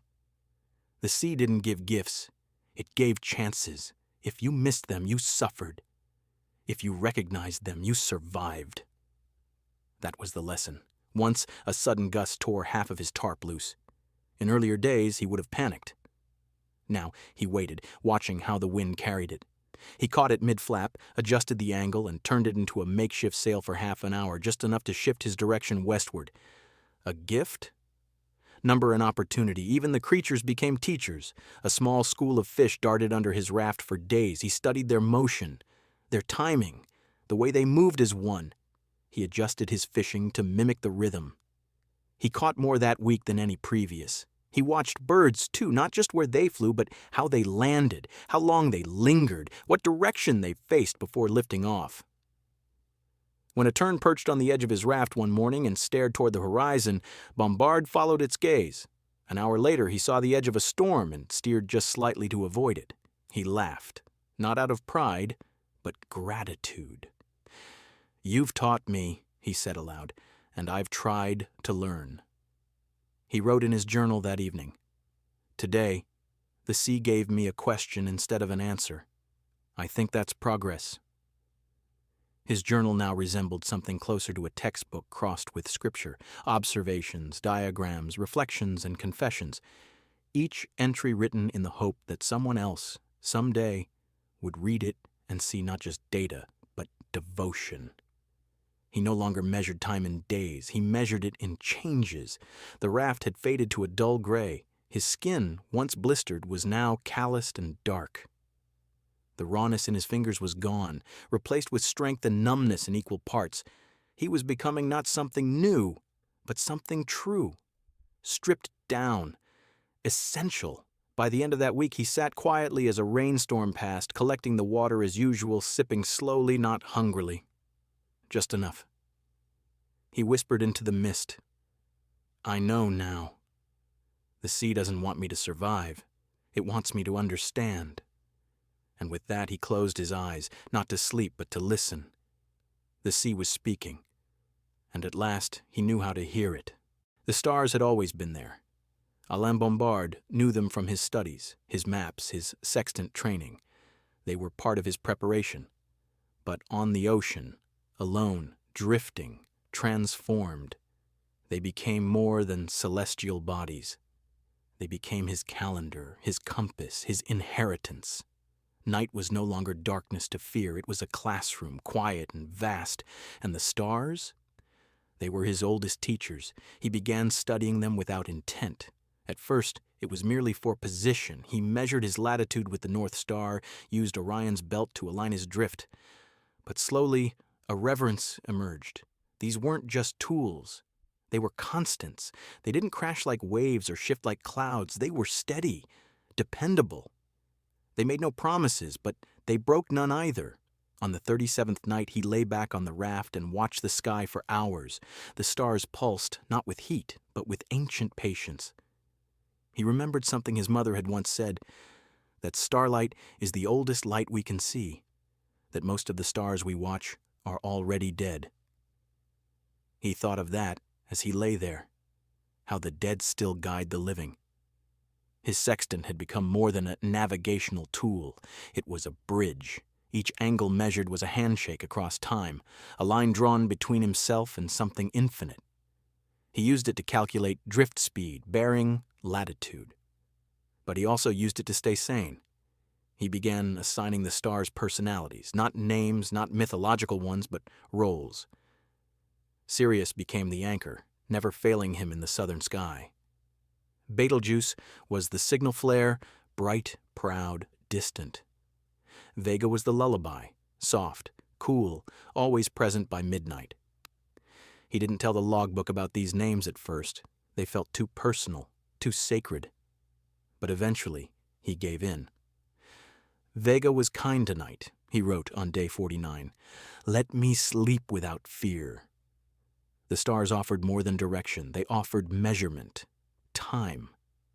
If a certain cluster reached the raft's center by midnight, he knew how far the Earth had turned. If the moon slipped behind clouds and reappeared near the Pleiades, he could estimate the hour. He no longer carried a clock. He didn't need one. He carried the sky. But there were deeper revelations. One night, he awoke from a nightmare and stared upward. The sky was clear, the stars as sharp as needles. He realized something. The stars were not moving. He was. Always. It humbled him. He wasn't at the center of anything. He was the thing adrift, rotating on a sphere that spun through space, itself circling an indifferent sun. His life, his experiment, his suffering, it was a speck within a vast, unblinking system. And yet, the stars paid him no less attention than they had great explorers, ancient poets, nameless fishermen. He whispered, "You watched them too. You watched all of us." In the days that followed, he began sketching constellations in his logbook. Not perfectly, but with care. He marked where they appeared, when they rose, when they faded. He drew arrows. He circled the ones that comforted him. Once, during a long lull with no fish, no wind, no clouds, he wrote an entire entry just describing the night sky. No mention of his hunger, no complaint, just praise. "These lights are not gods," he wrote, "but they are generous." He began reading his position not just by coordinates, but by pattern. If Scorpio tilted westward by 2 fingers' width, dawn was an hour away. If Canopus sank below the horizon before midnight, he was drifting too far south. He adjusted course. The stars responded. During one particularly clouded night, he felt panic rise. The ocean was rough, the sky a solid dome. No moon, no stars, no bearings. He was blind. He wrapped himself in the tarp and held still, whispering each star's name in sequence. Like a litany, a spell. By morning, the clouds broke. The stars had never left, only his eyes had been closed. That morning he wrote, "Faith is not belief in rescue, it is belief in orientation." Later he reflected on ancient navigators, those who crossed oceans without sextants, without modern charts. They used birds, waves, clouds, and stars. He felt connected to them now, not through equipment, but through experience. He imagined a Polynesian sailor, centuries before, scanning the same sky, reading of the same constellations, feeling the same fear, trusting the same silent lights. And with that thought, he no longer felt alone. He ended the entry that day with a simple line, "I know where I am." And it is enough, because in the great silence of the sea, amid thirst and salt and endless drift, the stars had given him what no land, no map, no voice could offer. A place, a direction, a home. The raft groaned louder than usual that morning. Alain Bombard awoke with a sensation he had not felt in weeks, sharp pain in his right side. He blinked against the brightness of dawn, and it took him several seconds to remember where he was, who he was, and why his body felt like it had been dragged across sandpaper. In the night, he had shifted wrong. A metal hook tucked under his tarp had pressed against his ribs while he slept, cutting a shallow wound. But in his weakened state, even shallow meant trouble. He sat up carefully. The bruise had already formed, angry purple and blue wrapping from the ribs around to his back. The cut was only a few centimeters long, but it bled more than expected. Bombard stared at it, breathing slowly, then went to work. He cleaned the wound with salt water, wincing as the sting set in. There was no antiseptic left. His zinc paste was gone. But he had fish skin. Dried, pliable, antiseptic in its own way, and a piece of thin cloth. He pressed the skin to the cut, wrapped it with the cloth, and tied it down with cord from the raft's storage netting. This was the new normal. He knew infection could come fast. His immune system had held somehow for nearly 2 months. But now, even the smallest mistake could invite disaster. He drank fish water, slowly. Then he lay back and waited. He whispered, "Heal, or do not. But tell me quickly." That day passed in a blur. The wound throbbed but didn't swell. He took that as a sign. He focused on small tasks, rechecking knots, repairing the sunshade, scrubbing the raft's floor with a strip of cloth to remove buildup. Everything done with one hand, carefully as his ribs protested. The next morning, he caught a fish. It wasn't large, barely 2 hands long, but it fought viciously, snapping at the line, twisting so hard that it bruised his wrist when he hauled it in. Blood spattered across the raft. It splashed into his eye. Bombard froze. He could feel panic creeping up his throat, blood in the eye, infection risk, sea spray washing into the cut. He splashed water over his face, blinking furiously, muttering every known medical phrase he could remember about saline and sterilization. Then he stopped and laughed. It was not madness, it was relief in its rawest form. Because in that moment of fear, he'd realized something. He still cared. He still wanted to live, desperately. That mattered more than clean wounds or medical supplies. He cooked the fish in the sun, chewing slowly, savoring every grain of salt in the meat. He closed his eyes and whispered, "You've given again, and I am still here." He began a new ritual. At the end of each day, he would list 3 things that had not gone wrong. Not victories, just things that hadn't failed. The tarp held. The wound didn't worsen. The stars were visible, small blessings, collected like coins. He called them proofs of continuation. His writing changed, too, less clinical, more poetic. He wrote about the way the wind smelled different just before dawn, how the water grew still in the 3 minutes before rain, how the sky turned a specific shade of gray right before the sun arrived. He stopped counting days. Instead, he marked lessons. Bruised ribs taught him humility. Infection risk taught caution. The stubborn return of appetite taught him gratitude. Every wound, a syllabus. Every pain, a paragraph. He noted in his journal, "I am learning not just how to survive, but how to exist, how to notice, how to kneel inside the moment without asking it to be different." One day, a bird landed beside the raft. Not a gull, but a shearwater, rare, far from land. It sat there for nearly an hour, unmoving. Bombard didn't try to touch it, he only watched. Then, softly he whispered, "You and I, We are not so different. The bird flapped once, then flew away. He logged the moment not as a sighting, but as a conversation. His wound began to heal, the skin, sun-darkened and scarred, pulled tight around the scab. He loosened the wrap. It no longer stung. He pressed on it one evening and felt a dull throb. Not pain, just presence. That night he wrote, "I am bruised, but I am blessed. Not because I am free of harm, but because I have learned how to carry it."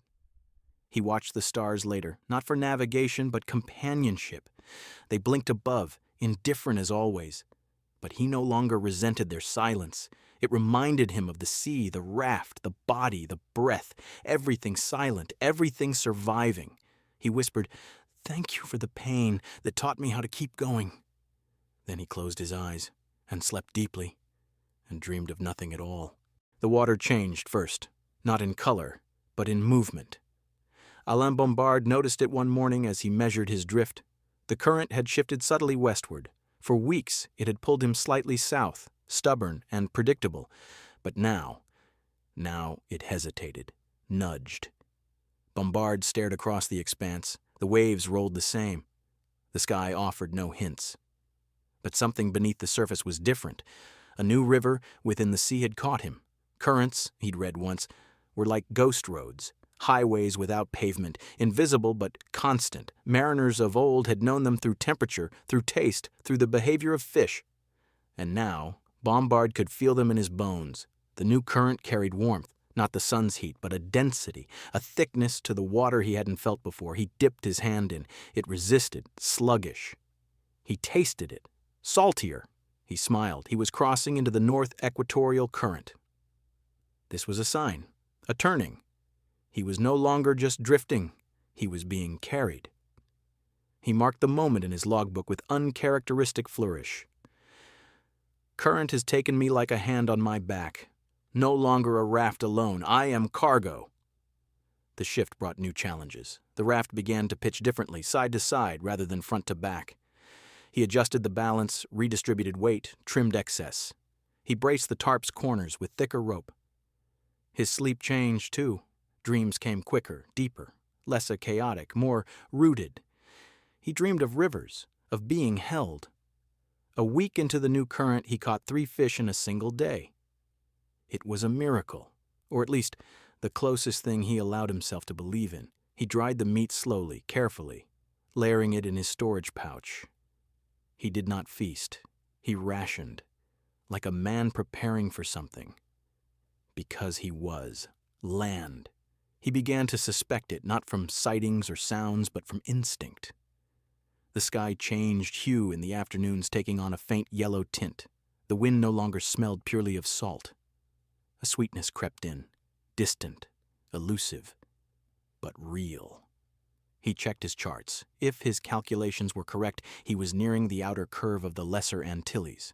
Perhaps Barbados, perhaps St. Lucia. He couldn't be sure. He only knew the current was pulling him toward something. And with that realization came the first true crisis he had faced in weeks. Did he want it to end? He stared at the water for hours that night. The raft creaked softly, swaying in a dance he now knew by heart. The stars above remained loyal. The salt air filled his lungs like a familiar perfume. He whispered, "I don't know who I am without this." That admission terrified him. He had been a doctor, a scientist, a man of logic, then a castaway, an experiment, a living thesis. Now he was something in between, a man suspended. If land appeared, if a boat passed, what would he do? Would he wave his arms, light a flare? Or would he drift past, quiet, unwilling to break the spell? He wrote that night, "The sea has not saved me. It has revealed me. And what is revealed cannot be forgotten." He stopped praying for rescue. Instead, he began preparing for return. He inventoried his supplies, counted his tools, cleaned the logbook pages. He began to imagine the moment, how it would feel to see green again, to hear language, to walk without the sea beneath him. But he feared it too. The noise, the speed, the questions. What had he proved? What had he lost? On the 14th day within the new current, a bird circled above, then another. He watched their patterns, tight spirals. Land was close, and for the first time he allowed himself to believe, not just in survival, in return. That night, he didn't write. He only whispered, "Soon." Alain Bombard saw it just after sunrise, a thin, dark shape on the horizon, flat, unmoving, a line that didn't ripple like waves or shift like clouds. He blinked once, twice. It remained. Land. His hands trembled as he adjusted the tarp to block the sun from his eyes. He squinted hard, watching for movement, for confirmation. A tree, a structure, smoke. But there was nothing, only the shape. He checked the sextant, cross-referenced his drift. The numbers supported it. If the current had held, he was nearing the Lesser Antilles. The line on the horizon could be St. Lucia or Barbados, maybe even Martinique. He stared for nearly an hour, not daring to blink. Then it vanished, not slowly, not as the sun climbed or the light shifted. It was simply gone. Bombard slumped to his knees, his throat dry from excitement closed with the weight of disappointment. A mirage, a trick of sun and salt and sky. He had seen nothing. Or perhaps he had seen everything, his longing, projected onto the morning. He didn't scream. He didn't curse. He only sat, staring at where the land had been, feeling as though part of himself had been peeled away. By midday, the wind had shifted. The sea turned choppy. The sky darkened. It was a warning. The storm came swiftly. It was not the largest he had endured, but it was crueler. The rain came first, sharp, slicing sheets that stung his face. Then wind, not in gusts, but in a long, low howl. The raft bucked, pitched, reared. Bombard lashed himself to the center post. He tied down the tarp, then the logbook, then the water canister. He braced his back against the supply case and closed his eyes. The storm didn't shout. It whispered violence. Waves sloshed over the raft. Salt blinded him. Something cracked. One of the corner joints. He reached for it, hands numb, muscles shrieking. He pulled it tight, then held it, bare fingers against splintering wood for what felt like hours. The raft survived. Barely. By nightfall, the wind had calmed. The sea, though swollen and bruised, had softened. Bombard unclenched his jaw and checked the damage. One seam had split. The tarp was torn. A fishhook had gone missing. His logbook was soaked but legible. Most importantly, the raft still floated. He still floated. He did not sleep. Instead, he sat in the dark, watching the horizon where the land had been. He wrote by moonlight. "I have learned not to trust appearances, but even illusions carry messages. I saw land today. True or false, it reminded me of wanting. And wanting means I am still alive." He counted his supplies. Enough dried fish for 3 days, water for 2. Hooks, 4. Line, frayed but usable. Cloth, shredded. Spirit, cracked, not broken. The next day, he rebuilt. The sun came up like forgiveness. He patched the seam with fish skin and cloth. He sewed the tarp's edge with a splinter and spare thread. He found a piece of metal tucked under the seat, once part of a canister lid, and reshaped it into a new hook. Every act was small, but each was a declaration. "I will not vanish," he whispered. By evening, the water calmed completely, mirror smooth. He saw his reflection for the first time in days. He barely recognized it. Hollow cheeks, salt-crusted beard, sun-blackened skin, eyes like cracked glass. He stared for a long time, then he dipped a hand in and let the image ripple away. The stars returned in force that night. He greeted them by name: Sirius, Vega, Betelgeuse. Orion hung low. The sky had come back constant and unbroken. He slept that night without dreams, not because he had none, because even in sleep part of him was waiting, for land, for proof, for the final chapter, for the moment the horizon would stop lying and begin to answer. He whispered into the dark, "Not yet, but soon." Day 64. Alain Bombard woke before the sun, not from a sound, but from stillness. The sea was calm, unnaturally so. It was the kind of quiet that felt staged, like the pause before an announcement. He stood slowly. His limbs ached with the stiffness of weeks afloat, but his mind felt strangely alert. The sky in the east shimmered faintly, the color of wet stone. Then, in the distance, he saw it. Not a mirage, not a blur, not a trick of light. Land. This time it did not vanish. This time it grew. A dark line thickening into trees, shapes becoming contours, colors blooming, the unmistakable architecture of Earth. His breath caught in his throat. He gripped the side of the raft, staring with a kind of reverent disbelief. Land. He had done it. 64 days after setting out from Las Palmas, 64 days with no provisions, no fresh water, no motor, no help. Just the raft, the stars, the salt, and himself. He reached for the logbook with shaking fingers. Land in sight. Real. Certain. Coordinates match. Emotion indescribable. He wanted to cry, but found himself laughing instead, a low, exhausted sound that rose from somewhere deep. Not triumph. Not victory. Just release. He adjusted the sail. Not to hurry, but to glide. He wanted to arrive slowly, deliberately, as if placing a signature at the end of a letter written in blood and salt. As he neared the island, birds gathered above, not in spirals, not passing through, but descending. They skimmed the waves, called out to each other, fearless of the raft. Bombard spoke to them. "I've seen your cousins. They were my messengers. You are my escort." Closer still he saw palm trees, cliffs, the white outline of a beach. Then, movement, people, small distant figures walking the sand. He froze, suddenly terrified. What would he say? How would he explain? But before words could form, one of the figures pointed. Bombard lifted his arm, waved slowly. The figure ran inland. It was happening. He was being witnessed. By midday, a boat approached. A small wooden craft, 2 men inside. One called out in French-accented English. "Are you from the sea?" Bombard nodded. "I am." They threw him a line. He refused it. "Let me finish this. I started alone. I must arrive the same." They followed him at a distance. The beach drew closer. Children gathered, women, men, a small crowd forming under the midday sun. News had traveled quickly. When the raft touched sand, Bombard stepped out slowly. His legs wobbled. His feet sank into wet earth. It felt unreal, too solid, too steady. He knelt and touched the ground, warm, real. Cheers rose from the crowd. Someone offered water, another, fruit. Bombard shook his head gently, still in the dream. "Not yet," he whispered. "Let me feel this." A young man approached, holding a radio. "You're famous already," he said. "They're calling you a madman, a genius, a fool, a legend."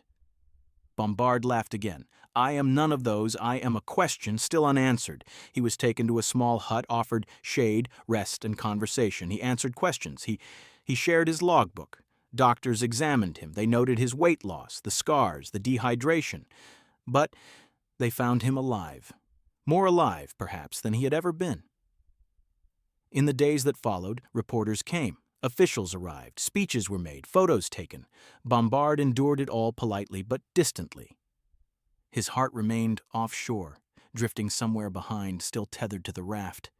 He asked to see it once more before it was dismantled. They brought it to him.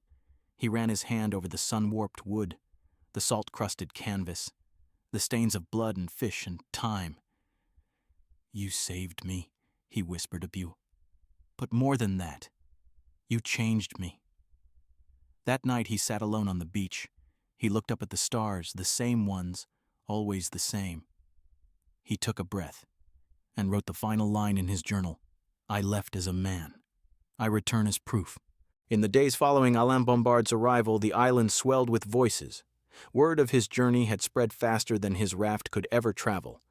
Reporters arrived daily, some by boat, others by seaplane. Flashbulbs crackled, notepads filled.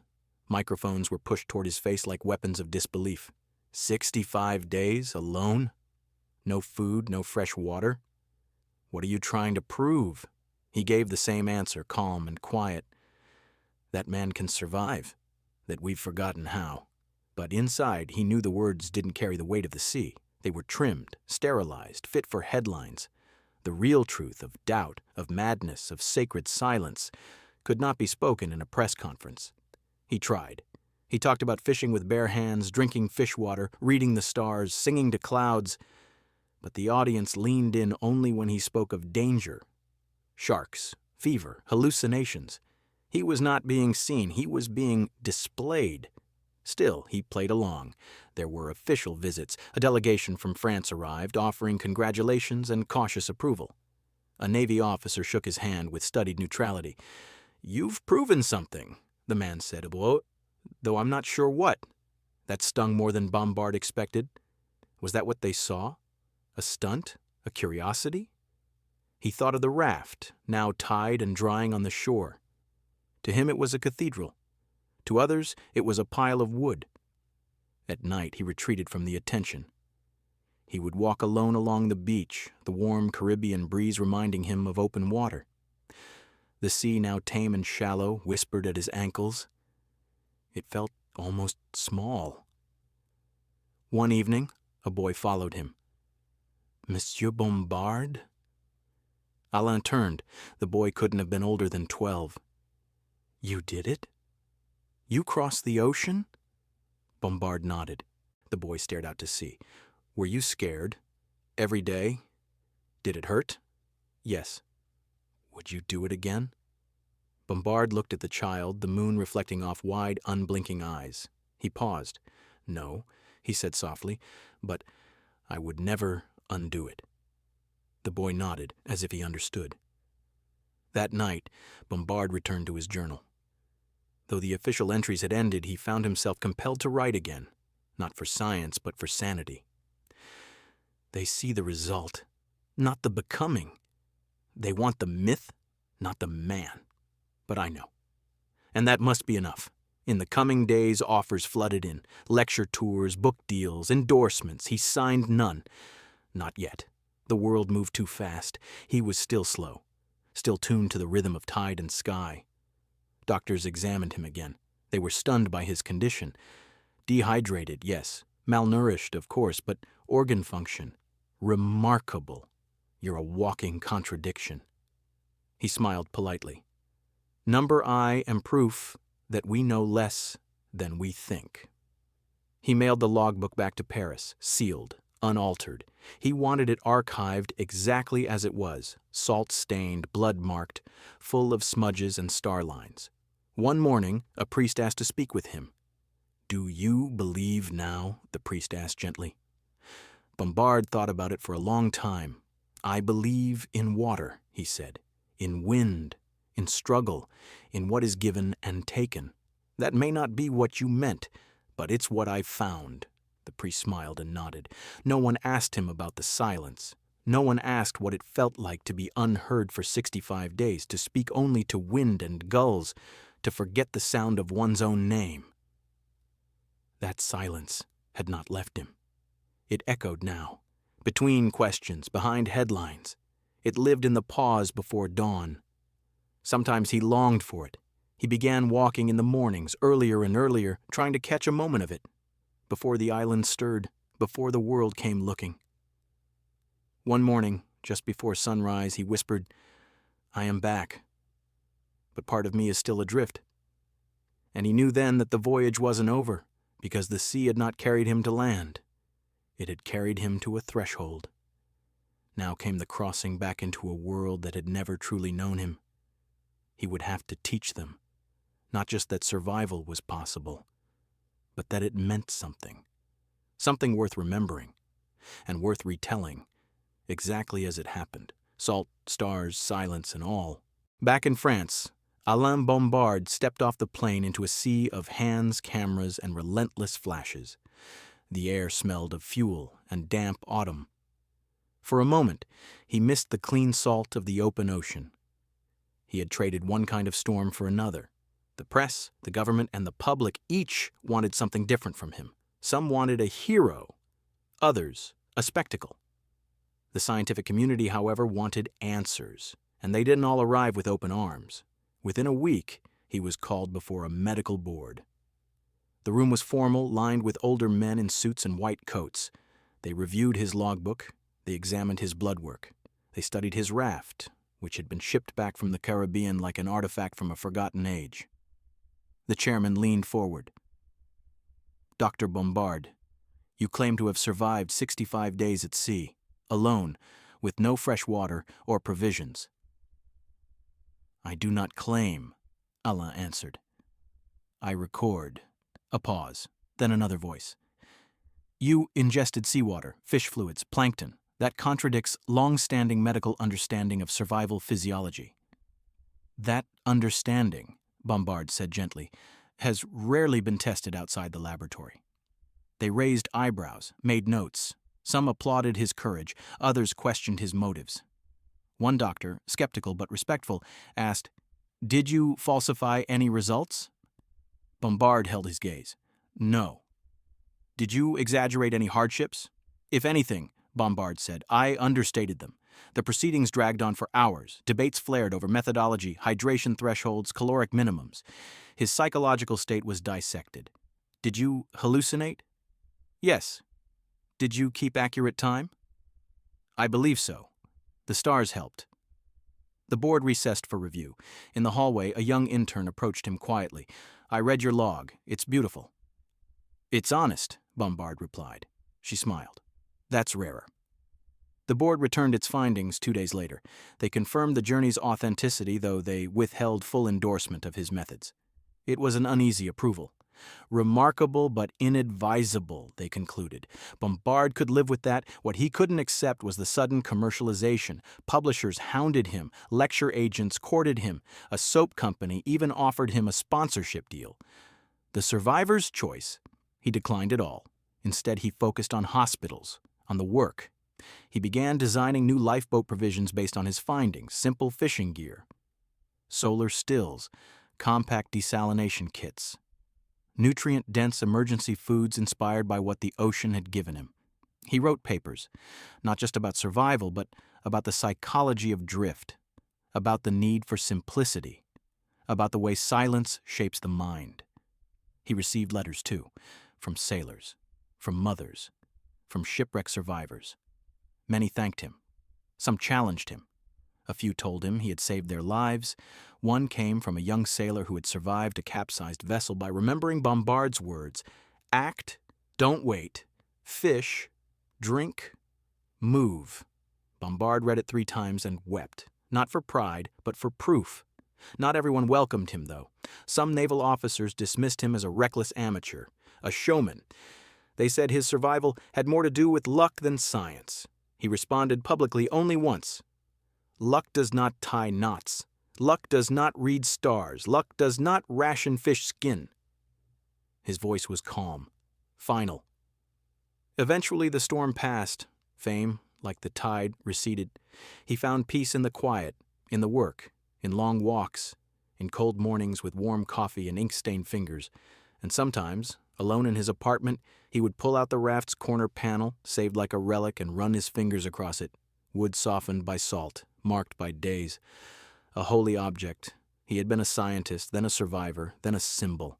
Now he was a man again, but changed, and quietly he began planning his next steps, not toward another voyage, but toward helping others survive their own. He wrote, "I did not survive to be celebrated. I survived to be useful." And he meant it, every salt-grained word. Months passed. The whirlwind of publicity quieted. Alain Bombard returned to a rhythm that felt almost normal: morning coffee, hospital rounds, lectures to small classrooms of students. He should have felt relief. But he didn't. Something in him had changed, something that refused to fully rejoin the world. It wasn't trauma, not fear. He didn't wake from nightmares or shy away from water. It was deeper, subtler. A longing, not for the suffering, but for the silence. The ocean had stripped him of noise, of pretense, of distraction. For 65 days, he had lived with one focus: survival. And in that ruthless clarity, he had discovered a strange kind of peace. Now back in the world of clocks and doorbells and conversations, he found himself adrift again. Not in danger, but in noise. He tried to explain it to a colleague one afternoon. "It's like the sea replaced my blood with salt," he said, half joking. I can still feel it inside me, pushing outward, pulling me back." The colleague laughed. But Bombard wasn't joking. He found himself visiting the coast more often. Weekends, evenings, a few stolen hours between lectures. He would sit on the sand, eyes closed, listening, not to the crash of waves, but to the pulse beneath them, the rhythm that had once been his only constant. One evening, while walking along the docks of Marseille, he noticed a lifeboat being loaded onto a freighter. He paused, studied its contents. No fishing gear, no solar still, no desalination tablets, just canned food, flares, and a radio. He asked the deckhand, "How long would this keep a man alive?" The man shrugged. 2 days, maybe 3, if he's lucky." Bombard nodded. Luck again. He returned home that night and began writing letters to shipbuilders, to maritime authorities, to coast guards across Europe. He sent them his research, his survival protocols, his blueprints for better emergency kits. Some responded with interest, others ignored him. But he kept writing, and slowly the tide began to turn. By the following spring, a pilot program launched in the French Navy using Bombard's designs. Lifeboats were retrofitted, survival manuals rewritten. His findings, once seen as radical, now became part of standard procedure. It wasn't fame, it was impact, and it satisfied him more than any newspaper ever had. He continued his work at the hospital. Patients didn't recognize him anymore. Only a few still called him the Raft Doctor. He didn't correct them. One evening, a sailor came in with a broken arm. During triage, he spotted Bombard. "You're the one," he said, "the doctor who drank the sea." Bombard smiled. "I tried." The sailor looked at him closely. "It's true then, all of it? Every minute?" "Why?" Bombard paused, then said simply, "Because someone had to." The sailor nodded. That night, Bombard wrote again in his private journal. The one he had started since returning. Not for publication, just for himself. "I am no longer surviving, I am remembering. But some days, I'm not sure there's a difference." He began to dream again, not of drowning or storms, but of drifting. Calm seas, cool stars, the creak of the raft. Dreams not as nightmares, but as lullabies. In sleep he was never alone. He wrote, "The ocean never releases you. It stays in your body, your breath. Salt in the veins, wind in the bones. Once it knows your name, it does not forget. And neither would he, because the raft, the journey, the silence, they were not behind him. They were inside him. Forever." Years passed, but the story of Bombard's voyage refused to settle. It became a ghost, ever present, ever reinterpreted. Some praised it as the ultimate act of courage, a testament to human resilience. Others whispered that it was reckless, even a lie. The louder the praise, the sharper the criticism. Journalists dug into his logbook again. Scientists debated his data. A popular magazine published a piece titled "Survivor or Showman." It quoted experts who questioned the validity of his rations, the accuracy of his notes, the very premise of survival on fish fluids alone. Bombard read the article in silence. He felt no anger, just weariness. He had lived the truth. He had measured it in skin and blood and breath. But now, the truth was being filtered through distance, through doubt, through desks and printing presses. He made no public response. But in private, he wrote, "History is not written by the survivors. It is written about them, and often without asking." Friends advised him to defend himself. "Publish a memoir," they said. "Reassert your legacy." But Bombard hesitated. What would he say that the sea hadn't already said better? Still, the noise grew. A documentary aired, showing a recreation of his voyage. The actor wore clean clothes. The raft was sturdier. The ocean was calm. Bombard turned off the television halfway through. He walked to his bookshelf, pulled down the salt-stained logbook, and ran his fingers along the edge. "You remember," he whispered. He began to wonder if legacy was worth chasing. If perhaps it was better to let the voyage remain what it had always been, personal, sacred, unrepeatable. But the questions found him, even in quiet moments. Once, while lecturing at a maritime academy, a young cadet asked, "Do you think you were lucky?" Bombard paused. "Luck," he said, "is what we call the part we don't control, but I controlled more than most realized. I acted, every day, even in fear, especially in fear." The room was silent. He smiled. "If that is luck, then yes. I was very lucky." Later, he reflected. The ocean never asked for belief. It demanded presence. That was enough. It still is. He began writing again, not to defend, but to remember. Short essays, fragments. He called them currents. Some were published in obscure journals, others he kept in drawers. One began, "You do not win against the sea. You join it, you shape yourself to its breath." Another, "They asked if I feared death. I did, but I feared forgetting more." His health began to change. Age crept in slowly like tide water over stone. His walks grew shorter, his lectures less frequent, but the sea remained near, always within reach. One autumn afternoon, a journalist visited him for a retrospective. "Do you still believe in your methods?" "Yes." "Do you regret the voyage?" "No." "Do you think people truly understand what you did?" Bombard looked out the window toward the horizon. "Understanding is not the goal," he said. "Bearing witnesses." The journalist left with pages of notes. The article was never published. Bombard didn't mind. He knew the tide would always bring in and carry out interpretations, beliefs, questions. He only hoped that somewhere, in a drawer or a classroom or the heart of one drifting soul, the truth of the voyage remained. A man, a raft, a sea, and the choice to try. Always the choice to try. He wrote, as the chapter closed, "Let them doubt. I was there. The sea knows, and I remember." Then, as always, he signed it, a B. In his later years, Alain Bombard lived quietly in a coastal village overlooking the Mediterranean.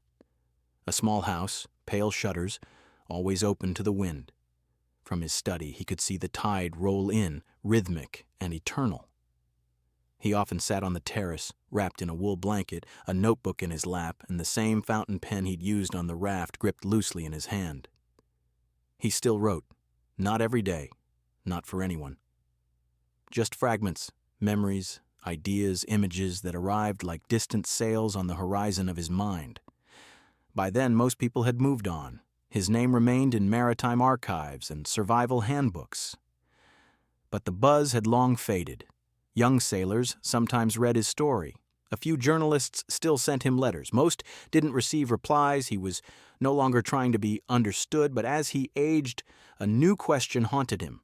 What had the sea taken from him? The answer he discovered was layered. It had taken ease. Bombard no longer moved through the world casually. Every moment was measured, every word considered. He carried a solemnity he hadn't had before. It had taken connection. His relationships frayed. Old friends drifted. Some never understood what he had done, or why. A few accused him gently of obsession. It had taken softness. He no longer believed in safety, not fully. He understood how close life sat to death, how thin the veil was. But the sea had also taken fear. That was the strange trade. In stripping him of comforts, it had armored him against dread. He no longer feared storms, nor solitude, nor silence. He had tasted them all, and lived. He also wondered if it had taken his ability to dream. His sleep was deep, but imageless. The only dreams he remembered were of water, endless water, not terrifying, just vast. Sometimes he missed the illusions of life before, the belief that tomorrow could be counted on, that the world was sturdy, that people were always near. The sea had shown him otherwise. But one day, in early spring, he met a boy named Luke. Luke was 12, curious, quiet, and obsessed with maps. His parents lived down the hill. They ran the bakery. One morning, Luke wandered up the path and saw Bombard sketching currents on a napkin. "Is that the Atlantic?" he asked. "It is," Bombard replied. Or rather, it was. Luke visited often after that. He brought questions, books. Once he brought a fish he'd caught with his father. Bombard showed him how to clean it, how to tell its age from its scales, how to extract the eyes for moisture. Luke didn't flinch. One afternoon, Luke asked, "Was it worth it?" Bombard didn't answer right away. Then he said, "Ask me what it cost." Luke nodded. "What did it cost?" Bombard looked toward the sea, the same stretch of water, always changing, always the same. "It cost the part of me that didn't know how to suffer. And in return, I learned how not to fear." Luke thought about this. "That seems fair," he said. Bombard smiled. "Yes, I suppose it was." They sat in silence a long while. That evening, Bombard wrote, "The sea took many things, but it returned the one I hadn't known I'd lost, myself. Stripped of identity, title, and fear, I found the core. What remains when everything else is gone. That is the treasure, and that is the scar." He tucked the page into a drawer, among others. He no longer wrote to prove. He wrote to remember. He knew the end would come, as it comes for all men. But he hoped that when it did, it would come with the same grace as a wave rising beneath a raft. Unexpected, inevitable, and full of motion. Because that too was a kind of voyage, and he was, after all, still drifting. Still learning what the sea had taken and what it had given. In silence, in salt, and in truth. It had been decades. Alain Bombard had not seen the raft since the early days after his return, when it was briefly displayed at a maritime museum before being stored away in a quiet annex. Time had made it an artifact, not a memory. But then, a letter arrived. It came from a university in Brittany. The Marine History Department had located the raft in storage, decaying but intact. They were restoring it for an exhibit on survival and human endurance. Would Dr. Bombard be willing to visit? He hesitated, not because of the distance or the physical strain, but because he wasn't sure he could face it. What if it seemed smaller than he remembered? What if it had lost its spirit? What if seeing it again shattered the truth he had carried so long? But in the end, he went. The journey was quiet. A train, a car, a walk down a long gravel path to a modest glass building by the sea. Inside, the exhibit was nearly complete. Photographs from the voyage lined the walls. Pages from his logbook floated in softly lit displays. A glass case held his sextant, cracked and dulled, but still powerful in its presence. And then, the raft. It stood in the center of the room. Elevated slightly, suspended on supports, lights angled to highlight its weathered skin. The wood was gray with age. The canvas, patched and stained, had been carefully preserved. Even the knots in the rope looked familiar. Bombard approached slowly. He did not speak. He ran his hand along the side, letting his fingers trace the grains. A memory struck him so hard he staggered. A night of high winds, his fingers gripping the same edge, his voice cracking with exhaustion, whispering to the stars. He sat on the bench beside it, closed his eyes, and listened. The room was silent. But in that silence, he heard it all. The creak of wood, the slap of waves, the high, lonely whistle of ocean wind through taut canvas. A curator approached. "Dr. Bombard, are you all right?" He opened his eyes and smiled. "Yes," he said, "more than all right. I'm home." The curator sat beside him. "It's strange," she said, "to see something so small that carried so much." Bombard nodded. "It was never the raft that mattered," he said. "It was what I became on it." They sat together a while, speaking little. Later, as he walked the exhibit, he noticed a plaque near the entrance. It bore his name, the voyage dates, and a short inscription.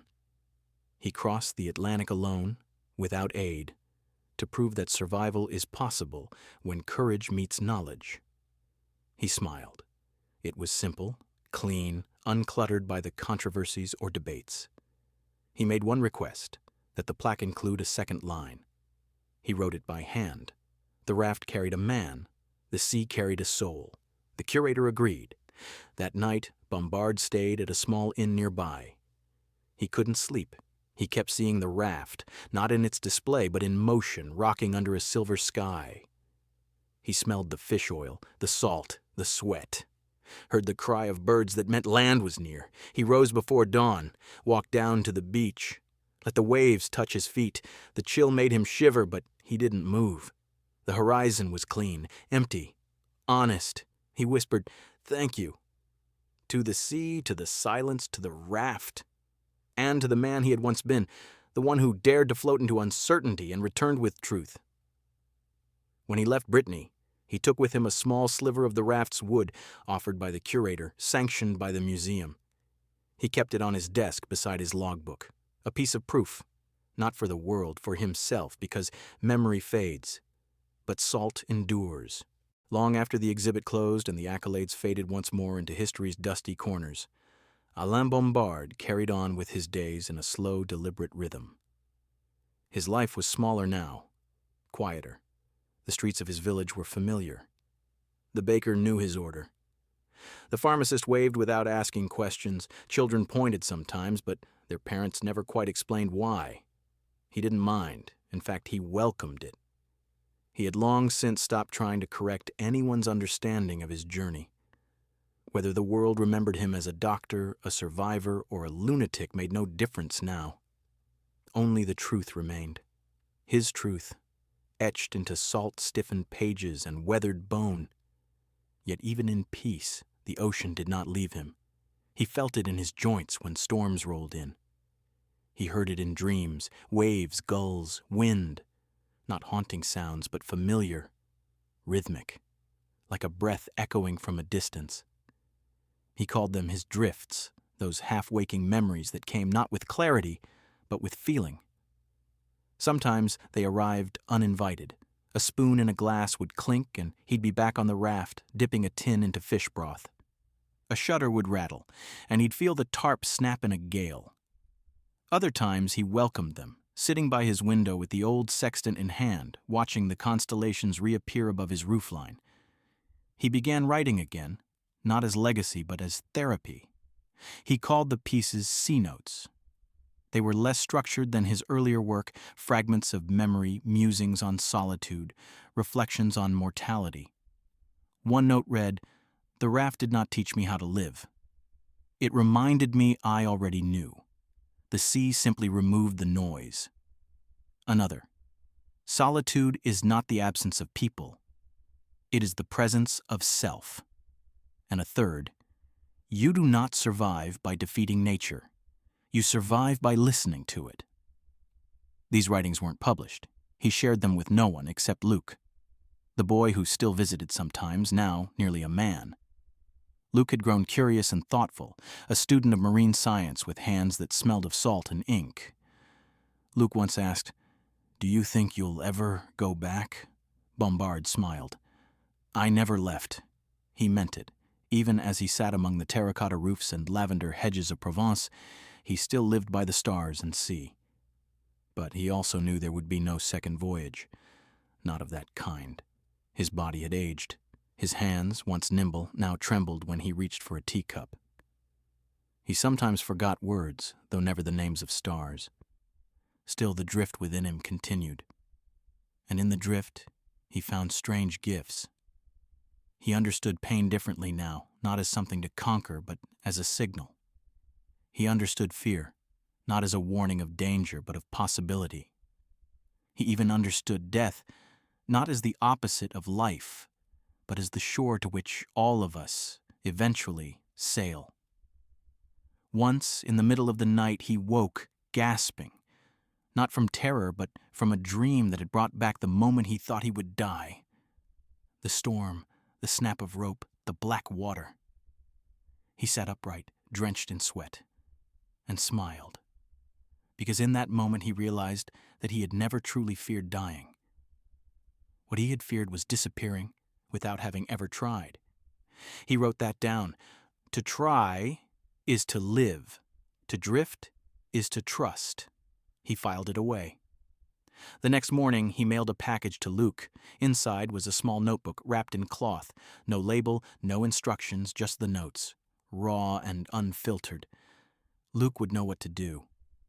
That evening, Bombard sat under the stars one more time. The wind carried the scent of seaweed, though the water was miles away. He closed his eyes, tilted his face upward. He whispered to the dark, "I am still adrift, and that's all right." Then quietly he added, "Because the stars still know my name." And in that moment, he was not old, nor tired, nor waiting. He was simply a man in motion, still learning, still listening, still drifting inside the sea that never truly let him go. The air in spring carried a soft breeze through the old village, lifting the scent of blooming lavender and stirring the memory of waves, even in those who had never seen the ocean. In his modest home overlooking the coastal hills, Alain Bombard woke earlier than usual. He had dreamed of the raft again, but this time, it wasn't a nightmare. It wasn't even a memory. It was something new, something imagined. He dreamed that he was floating not on salt water, but on air, that the raft had grown wings, that the sea below was calm and infinite and the stars above were close enough to touch. He didn't speak in the dream. There was no need. The silence was whole, safe. He rose, dressed slowly, and walked to his desk. The sliver of raft wood still sat beside the logbook. He touched both with reverence, then opened a fresh notebook. He began to write. But this time, not just for Luke or for himself. He wrote as if he were placing a message in a bottle, a final message. "Whoever finds this," he began, "knows now that a man once crossed an ocean not to escape death, but to prove life." He paused, listening to the wind at the shutters. "I am not the man I was. That man is still out there, on that raft, somewhere between wind and wave.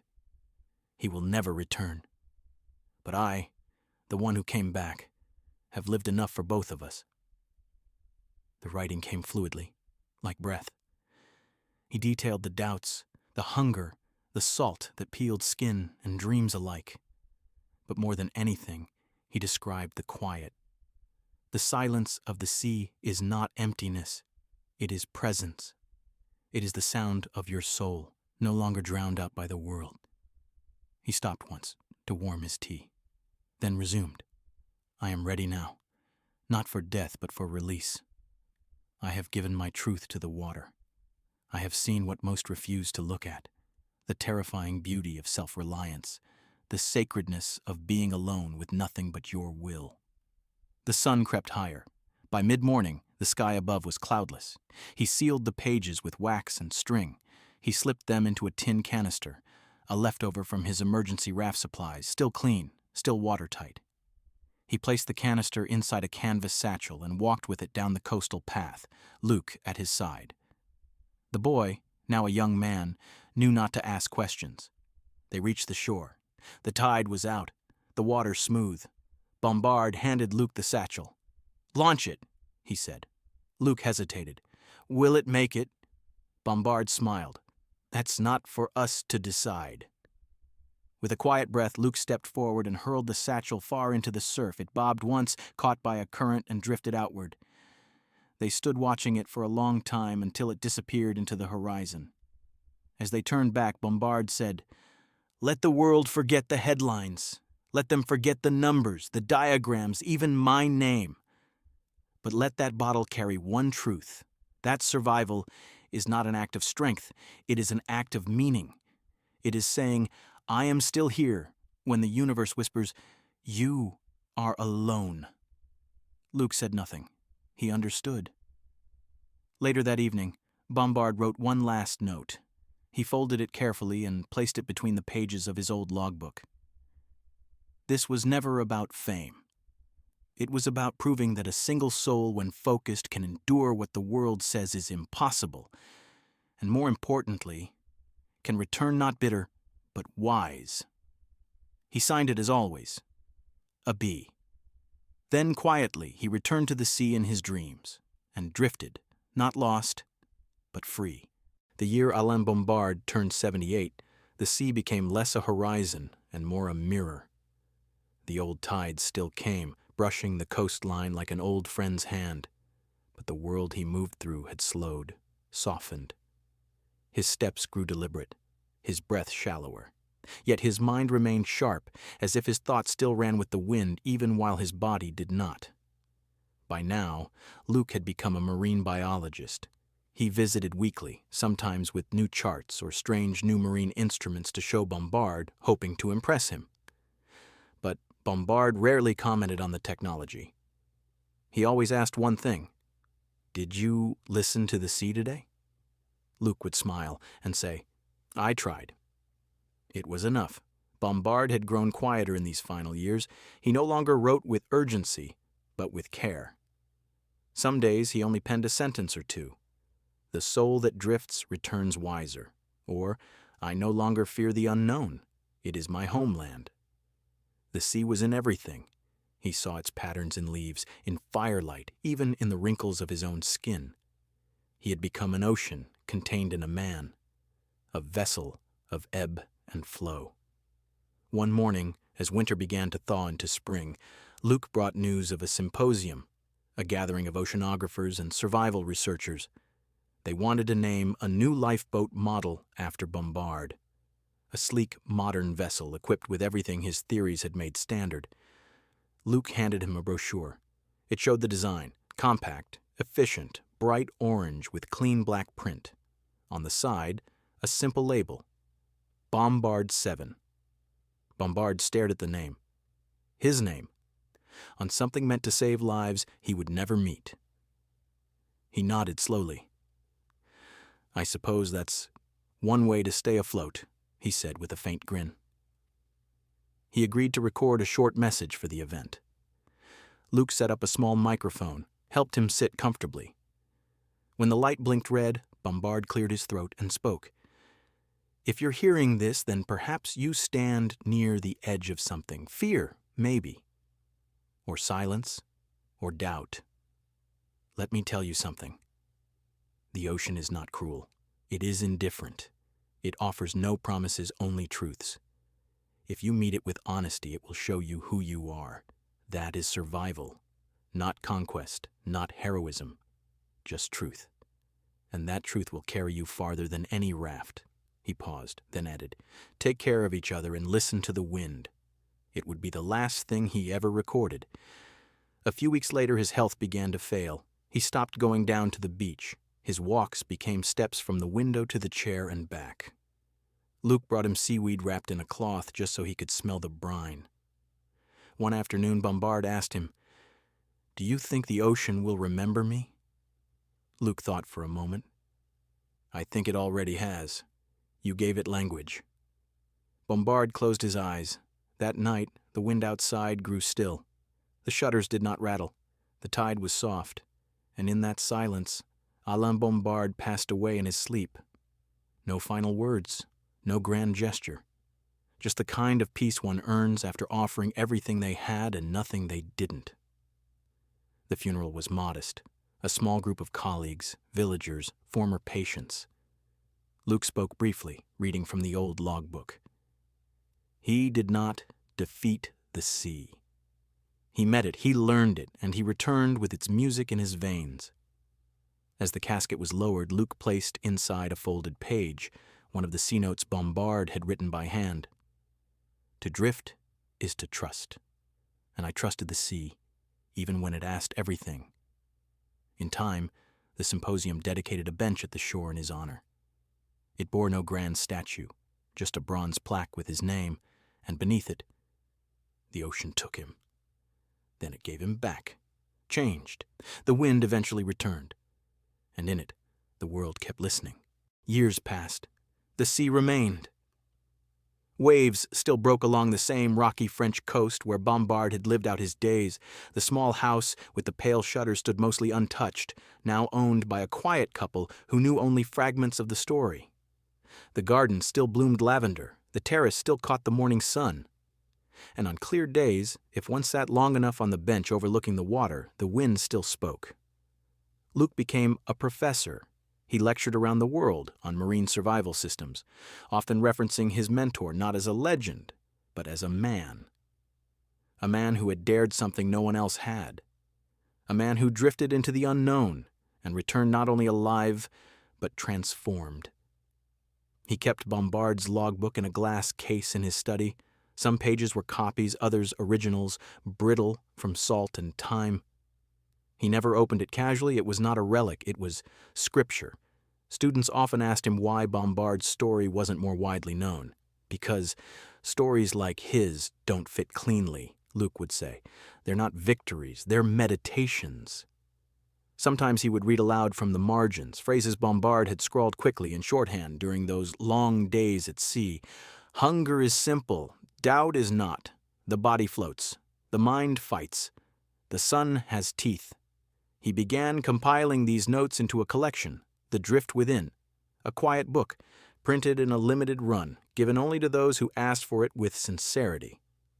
It was not meant for mass readership. It was meant for those who had drifted or who would someday need to. The Raft, restored and displayed in Brittany, remained the exhibit's centerpiece. Schoolchildren walked its perimeter in silence. Some reached out to touch it, despite the signs not to. One child, a girl of 9, looked up at her teacher and asked, "Was he scared?" The teacher didn't know how to answer. Luke, visiting the exhibit that day, replied instead, "Yes," and he went anyway. In a corner of the museum hung the tin canister, the one launched into the sea by Luke and Bombard years ago. It had been found, remarkably, washed ashore on a beach in northern Spain, still sealed. A local fisherman opened it, expecting a lost lunch, and found instead a message. A man once crossed an ocean not to escape death, but to prove life. The canister became legend in its own right. And yet, Bombard's legacy remained quiet, unbranded, undistorted by cinema or politics.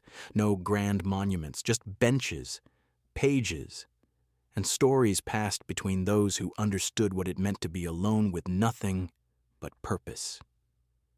In his final note, preserved in the logbook, Bombard had written, "If you remember me, do not remember the raft or the voyage or even my name.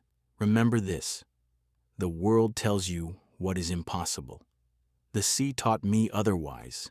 Today, if you walk along that coast, the wind will carry salt through the air and the gulls will cry out over the surf. Most who hear them will think only of weather.